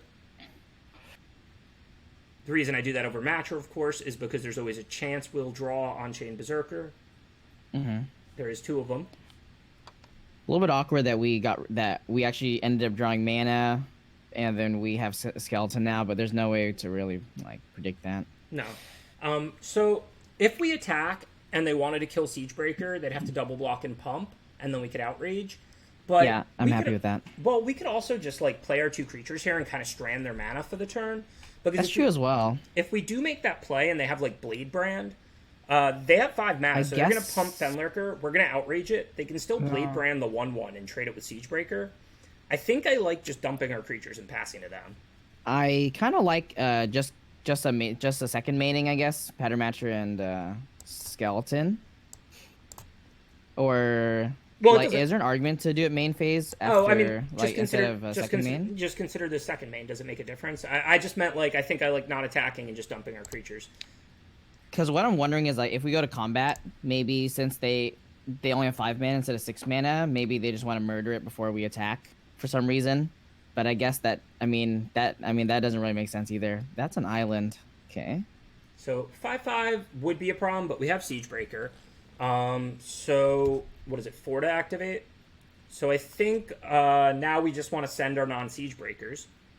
Yep, I think so. Yeah, it's onboard trick. I don't think that they're gonna really do anything about that. Yeah, it's not really about them falling for it or not. It's just if they take it, cool. Post combat, we're gonna lay Fenlurker. We're gonna have 4 open, so we can trade Fenlurker for their 1/1 and Siegebreaker it. And then if they play something worth outraging, if we didn't, exactly. If we didn't have Fenlurker, I think we just leave the Skeleton back. Yeah, because we're not racing 1 for 5. Ooh, Soul Salvage gone. Okay, that's kind of scary.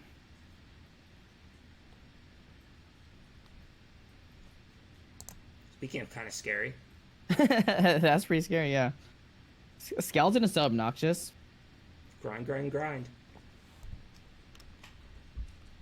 Like, I was never a fan of a reoccurring Skeleton or whatever, you know what I mean? But Sanitarium Skeleton is, like, just insanely statted as well. There are formats where it wouldn't be amazing. It's just this format is so slow and grindy. I mean, almost every game is like this. Look at the life totals, look at the turn, and we're playing black-red aggro. It's just such a grindy format. Yep. So, can we do anything with Outrage? I mean, we don't... It would be 8 mana to take the 5/5 out with Outrage and Siegebreaker. We do want to be able to use our mana on Fenlurker and Siegebreaker, but the Outrage target right now isn't great. It's like Fenlurker. Yeah. Probably I should just mean, wait. I don't think we use it. I think this Yeah. game's gonna go quite long, especially with the skeleton out here. And one more land, we can actually just go outrage plus activate Siegebreaker. Okay, so Um, same attack as last turn, I think. We don't really have mana to be y- putting into our Fenlurker, I don't think. Plus, we yeah, and I think we leave Fenlurker back, right? yeah. Plus, we can't really spend we can't spend like Siegebreaker mana on multiple creatures. So skeleton's kind of a free attack. But if we send Fenlurker too, they might put skeleton on Fenlurker and then like they're 5/5 on the 3/3. I guess we would just pump then. Maybe we So can here, send so Fenlurker. here they would put skeleton on skeleton, right? And then we're gonna activate, and we saw Fenlurker mana up to play around the bow. Yeah, that looks pretty good. Yeah, I think that's all right. Because we do want them to waste their mana. I think like at this point the mana is still pretty important. Ooh, interesting. Yeah. I mean, we just take a free 1/1, right? Yeah, I think so. I mean, it's not, we're going to have to spend mana recurring our skeleton, but that's fine. Yeah. So, Now if the question is, do we want to do it right now? I think so. I mean, we still have 3 up. We can bounce skeleton, replay it, and have 3 up for Fenlurker. We won't have I think so as well. Yeah, we won't have Siegebreaker mana up, but I think that's okay. We're pretty far ahead. Yeah, because if they attack, then I think we're just gonna pretty take happy. it. Just like again, just basically free tapping the Feral Abomination. Because I'm pretty sure that we're the aggressor right now. Yeah, and if they ever like let's say they attack and then drop something with 4 less toughness to try and block Siegebreaker, we've got this outrage hiding. Yep. It's funny, like land is not a bad draw. I think some of our worst draws are like Scourge Splitter, Unchained Berserker is a pretty bad one as well with the bow. Yeah. Ooh, it looks like they're attacking.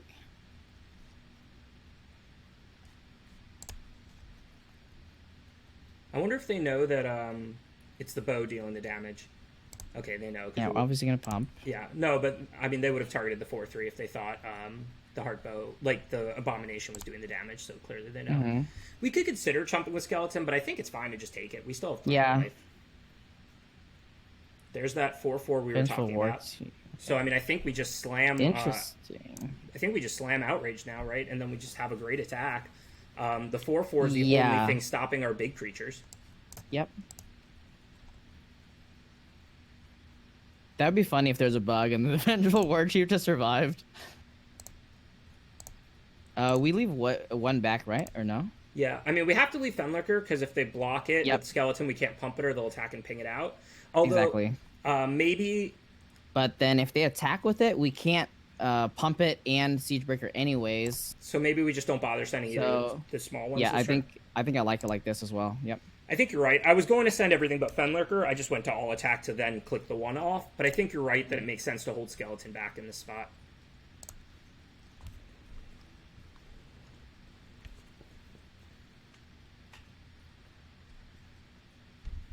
There's no way to shuffle our deck, I believe, so Reduce is just not a card this game. Oh, come on, bro. Oh wait, oh, it's the same guy, right? No, it's not. That's is right. it? I forgot. I forgot this is the same guy. Is it the same person? Yeah, it's not. the same person because remember they were just stuck on on swamps. I think the first game. Is it? No, that was the So they have a blood Vampire burglar in Swarm there. person. I think. I don't think it's the same person. I mean, it might be, but I actually don't- maybe it's not. I don't actually think it is. I'm not really sure. This is where Not sure I either. tell everyone I'm old now, but I actually don't think it is the same person. I don't think this was the last game. They just played those thieves and then died with swamps in play, right? Yeah. You're right. Yeah. I guess everybody just has a Cavalier. Yeah, we're probably gonna lose now unless we top deck an answer to the Cavalier. I mean, this is a crazy mythic, like one of the best rares in the set. Probably the lifelink on it is. Oh wait. hello, hello there. What game was what? Like what even happened? It was not the game that we put on the bottom. Did we shuffle? Oh, we shuffled with pattern matcher. Hard right? Piercer Oh doesn't wait, ping players, we forgot does a it? pump. Forgot a pump. Oh, my bad. Yeah, I just got so excited that we had lethal. I just like attacked and forgot. I'm sorry. Oh no! Oh no! It's okay. It's okay. If we go to game 3, is more content. Don't have 1 damage. Yeah. I mean, they still have to make like 2 blockers this turn or they're dead because they can't attack to ping Fenlurker or anything. Yeah. Uh-oh. This is probably there before they concede play. They don't have I pump. hope so. They don't Is there have like pump. is there a pump in this format? No. Maybe the topic Siphon Soul or something. Oh yeah, there is Agonizing Siphon, the 3 damage common, but they don't have that. They would have used it on Pattern Matcher. They don't have anything. They're just showing that they put us to 1 because I forgot to pump, and then they're going to concede.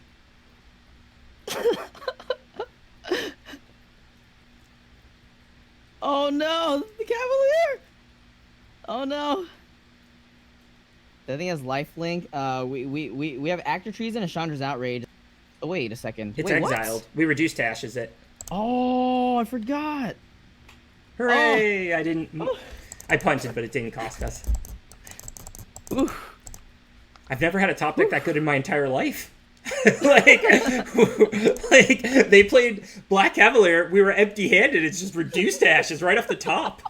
Get Deathsie in on the videos, man. Can I hire you to like play the MCs with me? Yeah, I mean that'd be so fun. Like for the Twitch Rivals event, I think it'd be so much more fun if both players just played on the same account. You know, like you play together. Yeah, that would be more fun. But it would definitely change it a lot because it's like so much slower and stuff. Yeah, like it's like I mean it's slower, but I think that actually makes it feel like a team event. Like just adding your scores together, just like what's the point of a team event? You might as well just make it a solo event, I think. Yeah, it is true. Like every couple like rounds, I just ask like the chat, "Hey, how's Martin doing?" Yeah, and that's about it. Oh, another great hand. Yeah, it's really weird. Whew. Adrenaline rush. Starting to get that 5-0. Yeah. I mean, this deck has been overperforming, but the opponent's draws have not been, like, fantastic. Yeah, we faced 2 Cavaliers, but... Yeah. Definitely, because in Magic the Gathering... in Hearthstone, so I used to compete in Hearthstone professionally, and in Hearthstone, there was a lot of events that were team events, but, like, the teammates would play together, you know what I mean? Like you would be playing the same game together, and it was a really interesting dynamic. Have you played any Magic like team limited GPs in person or anything like that? I have never played a team limited GP. So the way they work, I almost went to the whatever it was it Madison? Yeah. Wait. Providence. Providence. Yeah. I almost went to Providence, but it was like I don't know. It was so hard to get to Providence. It was. It was bad. I drove. Yeah, I drove instead of flying just because plane tickets there are so bad. And I'm in DC, so 6 or 7 hour drive. I assume you can't drive from Texas. No, yeah. I haven't even had a car since I moved back to the U.S. actually. So just shock and attack. Yeah, I think we just attack. I don't really want to use shock here. I don't think. Oh, you want to attack? Do you want to use shock? I don't know. I mean, we could attack and just play spitter. I mean, they're gonna. I guess they. I don't know. It's a good question. I mean, our hand has so much removal in it, including Blade Brand. I'm not really... I don't know if I want to let them trade with my creature or not. I guess we have a replacement spitter. I think I'd rather just trade it off. Like, if they have a Risen Reef or something, I'm just happy to shock the Risen Reef. Like, if they trade here... I mean, obviously it's a 2-for-1, but that's just what Cloud Concealer is. Yeah. I mean, I guess you're right, because there's a chance they won't block. Yep. If I knew they were going to block, I think I would just shock, because... You're never guaranteed a second good shock target, and our whole hand deals with creatures. I mean, we have Siegebreaker, which can turn the spitters into, walking removal spells, Murder, and Blade Brand that deal with creatures. So my inclination would probably have been to get the shock out of my hand while there's a good shock target. But I think I think the other thing is that Scorch Splitter is not that much worse than Pack Mastiff as well, and then we also have the Siegebreaker in hand, so maybe that's like a shock combo kind of thing. Yeah, and I think you're right just because there's some chance they won't block, and if they take it and then we play another spitter, it's just so much upside. So now I didn't cycle because they played a 2-4. We'll just attack. If they block, we Blade Brand. If they don't, Smuggler post-combat. Yep, I agree.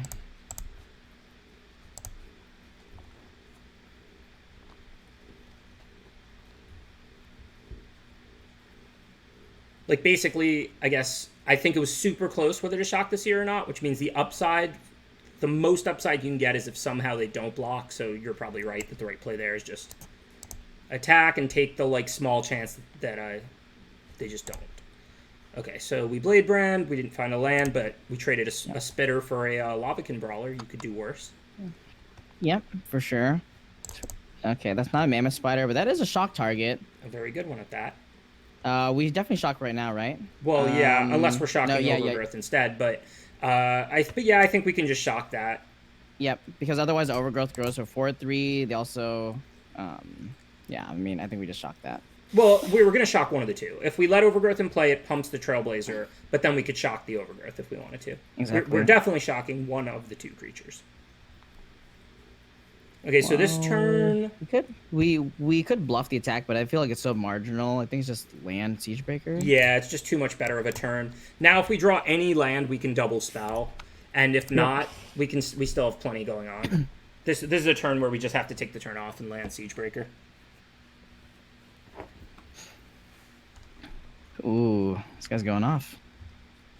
Cloud Conceer. There's a lot of one-card combos in this format. Cloud Conceer is ridiculous. 3 mana, 2 power, flyer, draw a card. Come on now. Ooh, that's pretty nasty. Yeah, that wasn't a great turn cycle for us. We're happy with the attack, I think.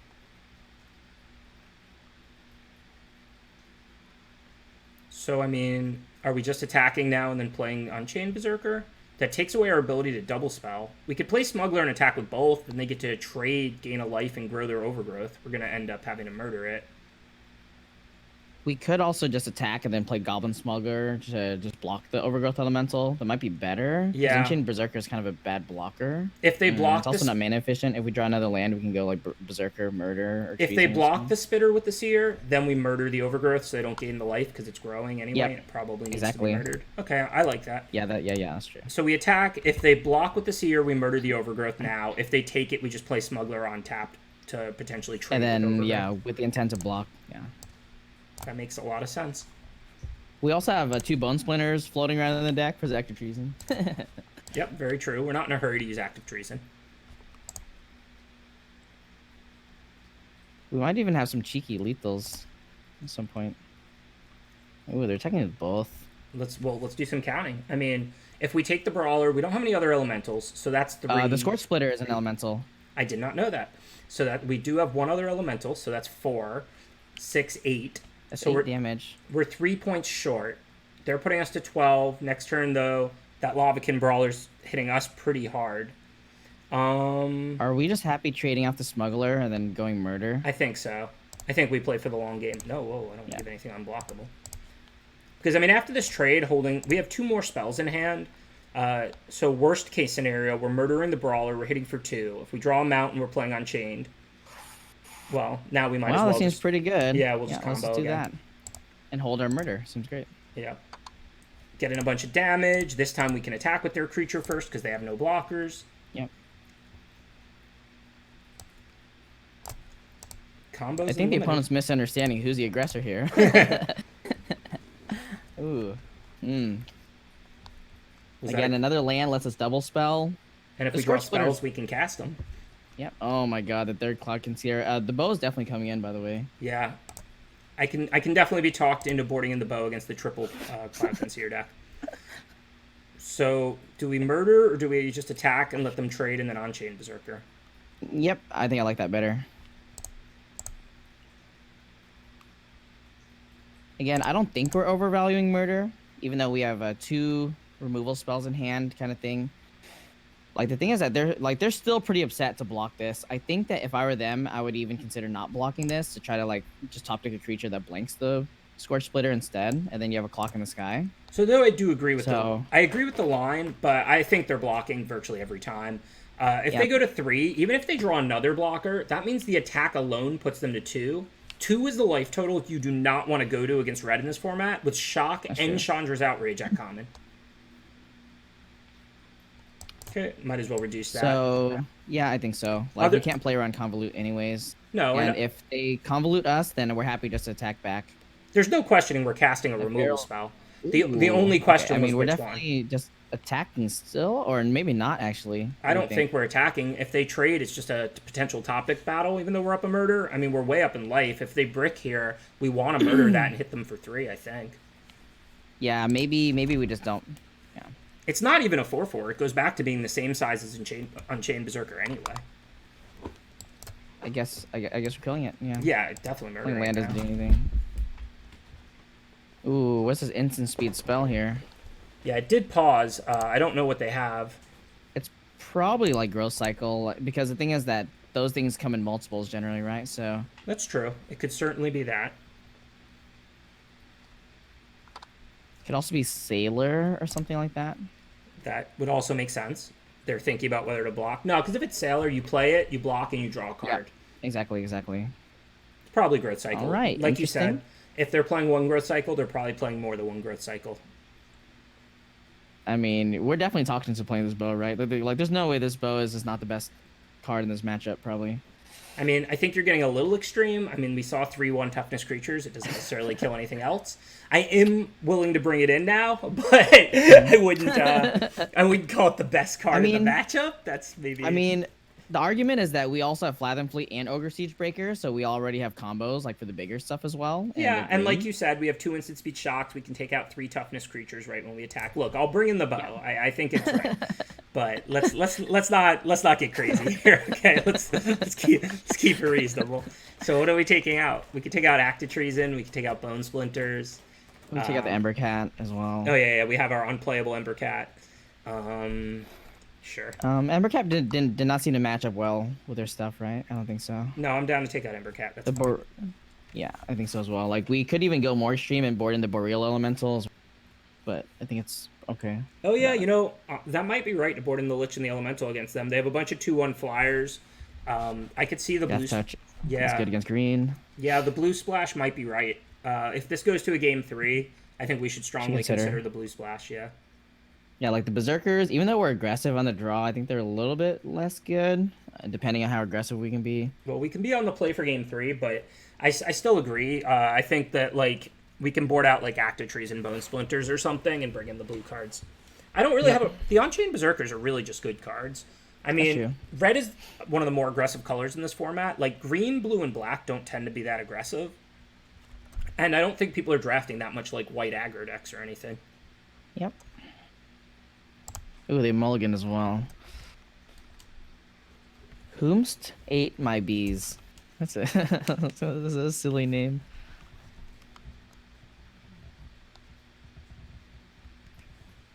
I do like. Even though Evolving Wilds has been around forever. Evolving Wilds is still a card that I still can't really like properly evaluate. I think. Hey, there's a bow with a cutthroat in hand as well.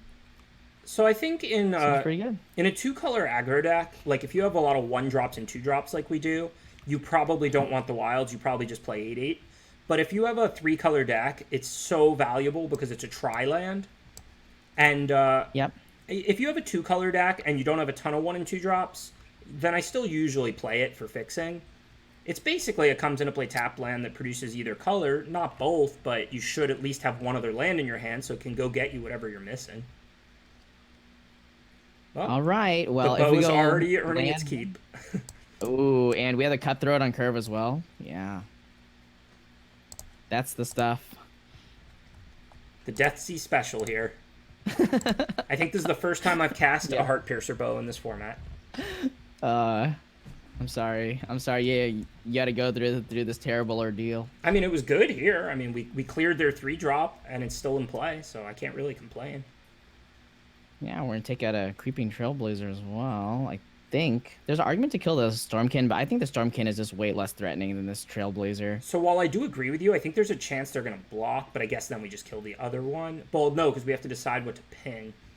So yeah, I don't know. I think that if we take out their other elementals, Trailblazer's not that scary. Plus, we still have an Outrage.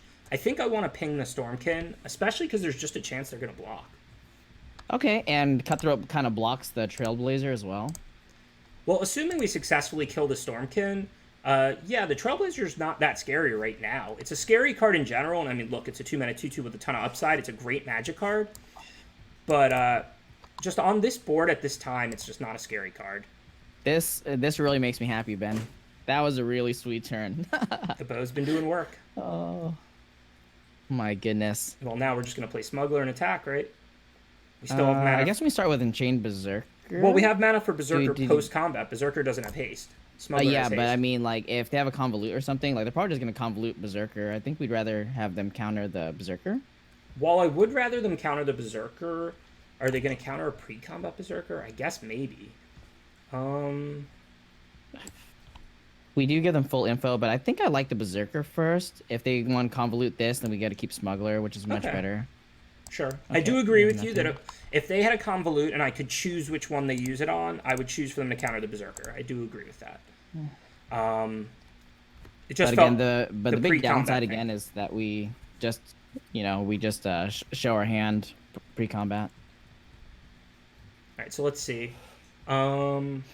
If we put 1 on that, it has 6.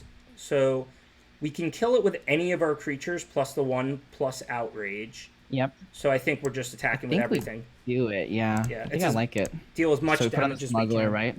Yep. We put on the smuggler, so that is 3 attack. Well, it doesn't pump its attack, but Oh, I guess it doesn't matter what we put it on, yeah. yeah, it doesn't matter much. Just you put it on the one you think they're least likely to block, I guess, so you can save mana. And the smuggler is probably the one they're least likely to block because it has the lowest power. Yep. But it does have the ability. the biggest upside, I suppose. Which is probably what the opponent's thinking. They're probably thinking like, well, I'm going low, I can't leave a smuggler in play. Yep, exactly. Huh. This draw is pretty fortunate. Well, we drew 7 lands. I mean, I think that this deck is playing out really smoothly. Yeah, wow, all right. With our powers combined, Deathsie, who could ever beat us? Yeah.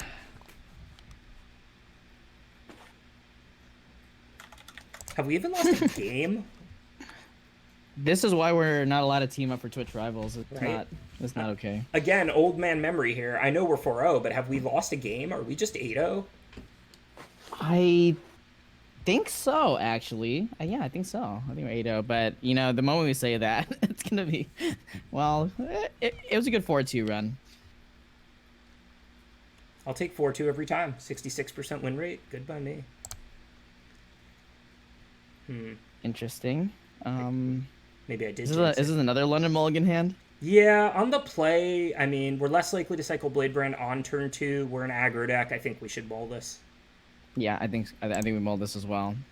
Well, it's better. I mean, this is easy keep. Yeah, and it's an easy bottom, too.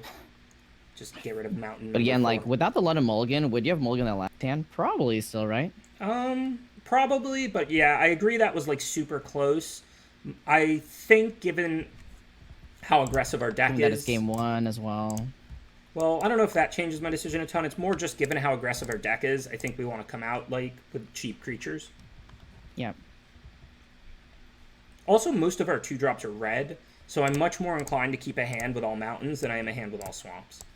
Yep. That's a good first draw. Double black spell for all red hand. Seems good.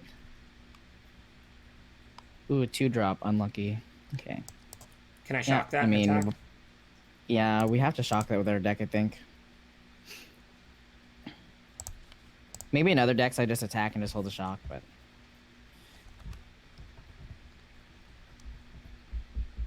What is that? Ooh. Just need a land and kill it.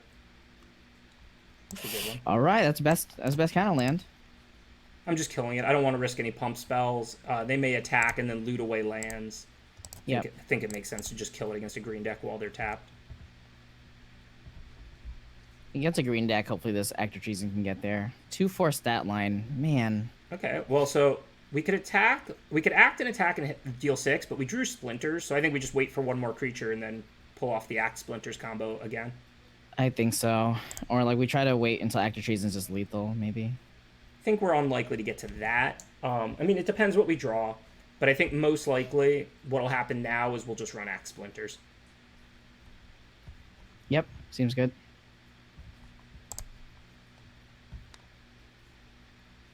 So is there an argument to just Act of Treason attack with the Brawler because they're very unlikely to block? We just act the Overgrowth, and then they don't have any blockers, and we can attack with both for 6, and then we can sack the Overgrowth to kill the Brawler. That's true. Yeah, that's more damage, and it takes away their options. Yep. Definitely, that's definitely correct. Yep.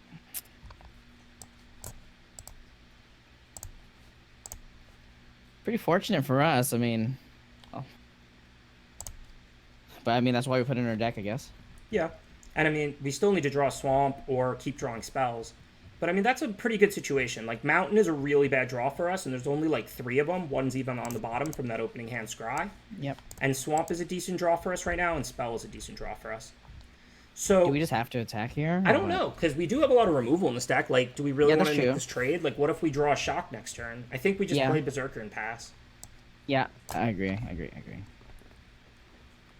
Also, they might have a growth cycle or something. No reason to let them use their mana potentially. I guess I think so as well. Yeah. conversely, they might have a Rabid Bite, and they're both common, and Rabid Bite's more heavily played. So I'm not 100% whether it's right to not attack, but even if you view that as a tiebreaker, the reality is we have removal in our deck. We might top deck Shock or Outrage or something, and then just clear the blocker and attack. They also might like play Mammoth Spider attack. We top deck Reduce Ashes as usual or something. Stuff. We've been top decking extremely well. So they can't really attack because they don't want to block with their dragon. So now we can make anything that blocks Unchained Berserker white. So I assume just Scuttlemutt and pass. Seems pretty good. Make them have an answer for this Scuttlemutt. Pretty good Scuttlemutt, actually. Yeah, Scuttlemutt's nice in her deck. But I guess they can double block, so we probably have to send both Berserkers or something if they don't have anything else. Ooh, Vorse Claw.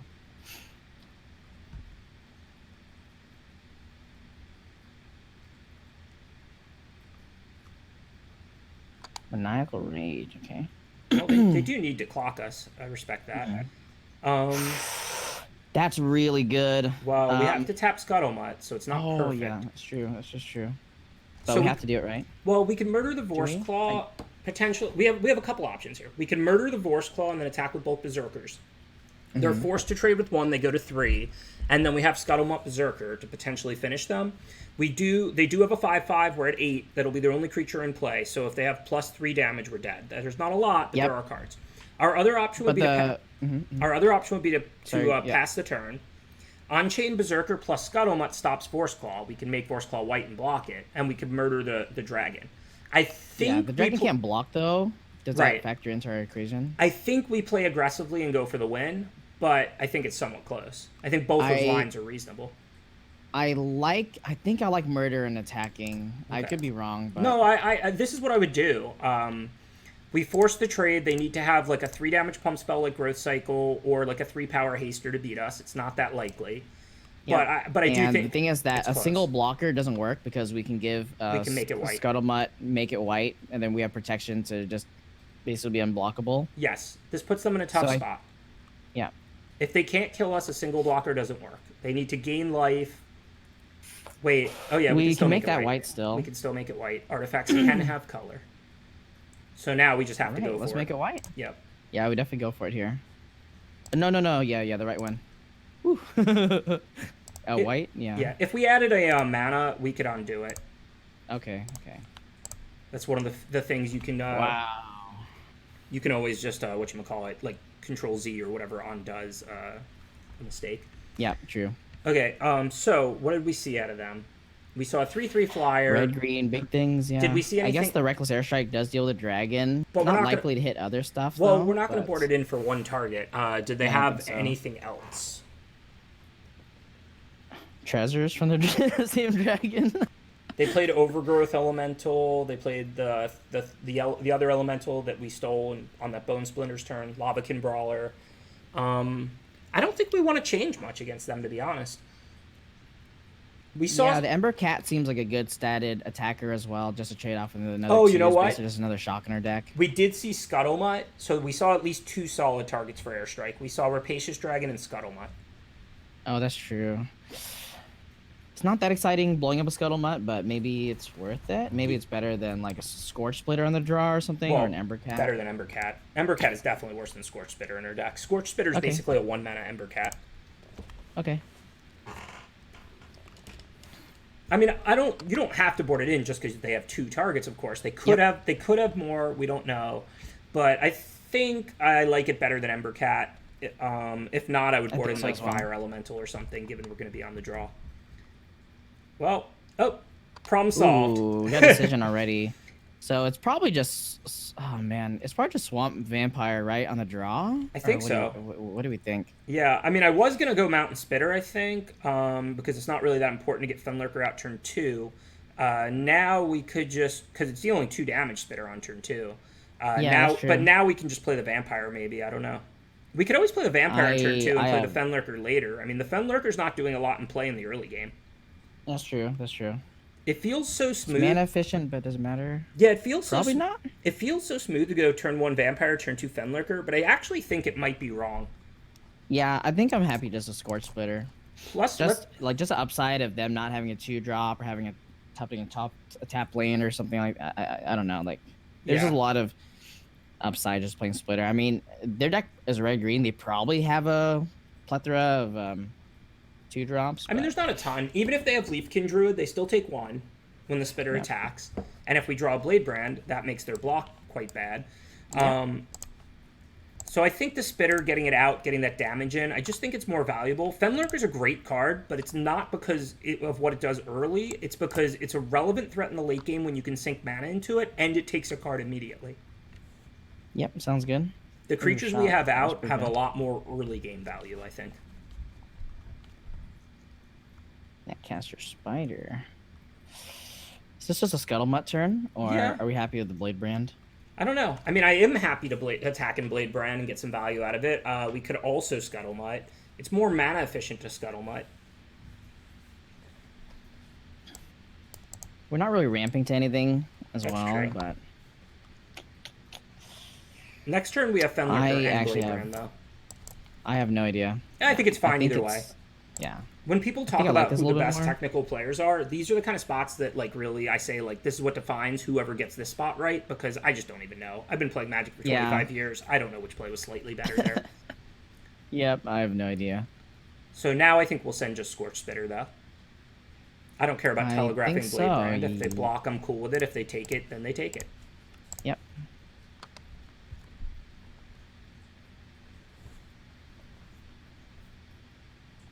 We can play Fenlurker, still have Blade Brand up as well. Yep. Seems good. So I was going to play Fenlurker. Now I think we just get Packmastiff out. They're not going to empty their hands this turn. Let's get the more offensive. It's also a good attacker. Yeah. Exactly. It's a good attacker, especially with our land drop here. Our deck would be substantially better if that Embercat was just another Packmastiff, because it would give us our third double to search for. Yeah. Is there any reason to change something? I don't think so, right? No. There's like the red-green pro cards, but they don't kill Packmastiff. I mean, that's a pretty low-value airstrike, I think. Oh, like, I'm surprised they even boarded it in, or they even have that in their deck. Okay, well, now we're going to attack. That's not what I thought the auto-tapper just showed me. Yeah, that was not what the auto-tapper just showed us. I actually highlighted over the auto-tapper because I actually, Yep. before doing it, and I could swear the auto-tapper showed tapping the 2 mountains. I wanted... Same. It definitely did. It's not a huge difference, but I did want to hit for 3 and play Fenlurker this turn. The auto-tapper actually tricked me there. Yeah. But this is a fine spot here. Yeah. Ooh, that's a real good one. Yeah, so really happy about that. First we Fenlurker, because we don't want them to have the information that we have a smuggler before they choose what to discard. Yep, I agree as well. And I'm not going to hold lands because we have Fenlurker out to pump. And they're not black, so they can't make us discard anyway. Yep.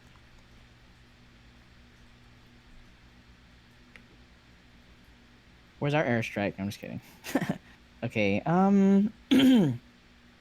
so is there anything but sneak-in smuggler, smuggle in Fenlurker and Siegebreaker? Seems right to me. I don't think so.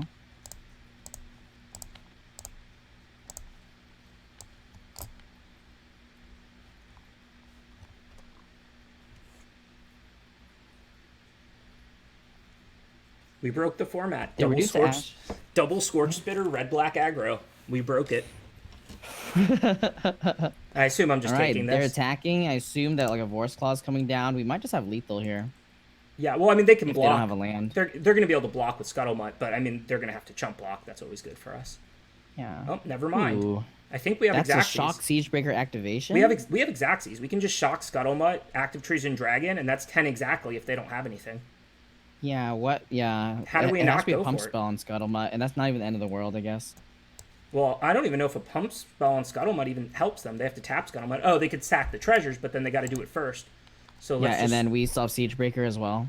And, I mean, if they don't have anything, this is just lethal. If they do have something, they don't have 11, so, I mean, we're not dying on the backswing unless they top deck something. Even Scampering Scorcher is not enough, I don't think. So, what color did they make it here? Pretty sure that they just don't have anything, and this doesn't matter.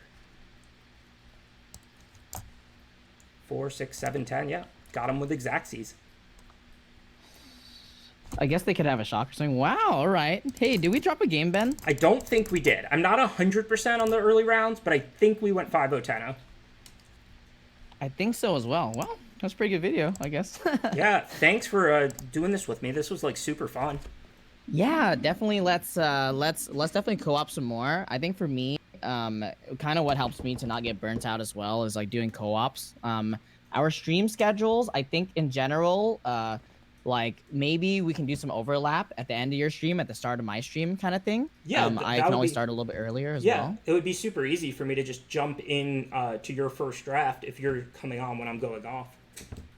Yeah, that'd be awesome as well. Well, I have my stream in about 15 minutes, so thank you so much, Ben, for having me. I appreciate it. That was really, really fun.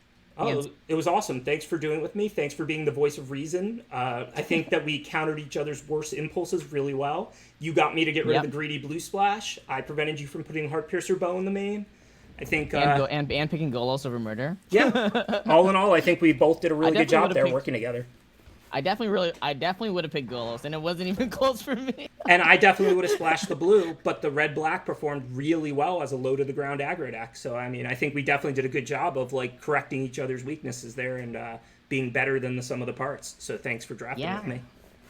Definitely. All right. See you later, guys. Hope you guys liked the video. All right. See you soon. Later. And follow us on YouTube and stuff like that. I guess maybe I'll have maybe you put my link in the video as well, and vice versa. Yep, definitely. All right, I'll catch you on stream. See you later, Ben. Bye.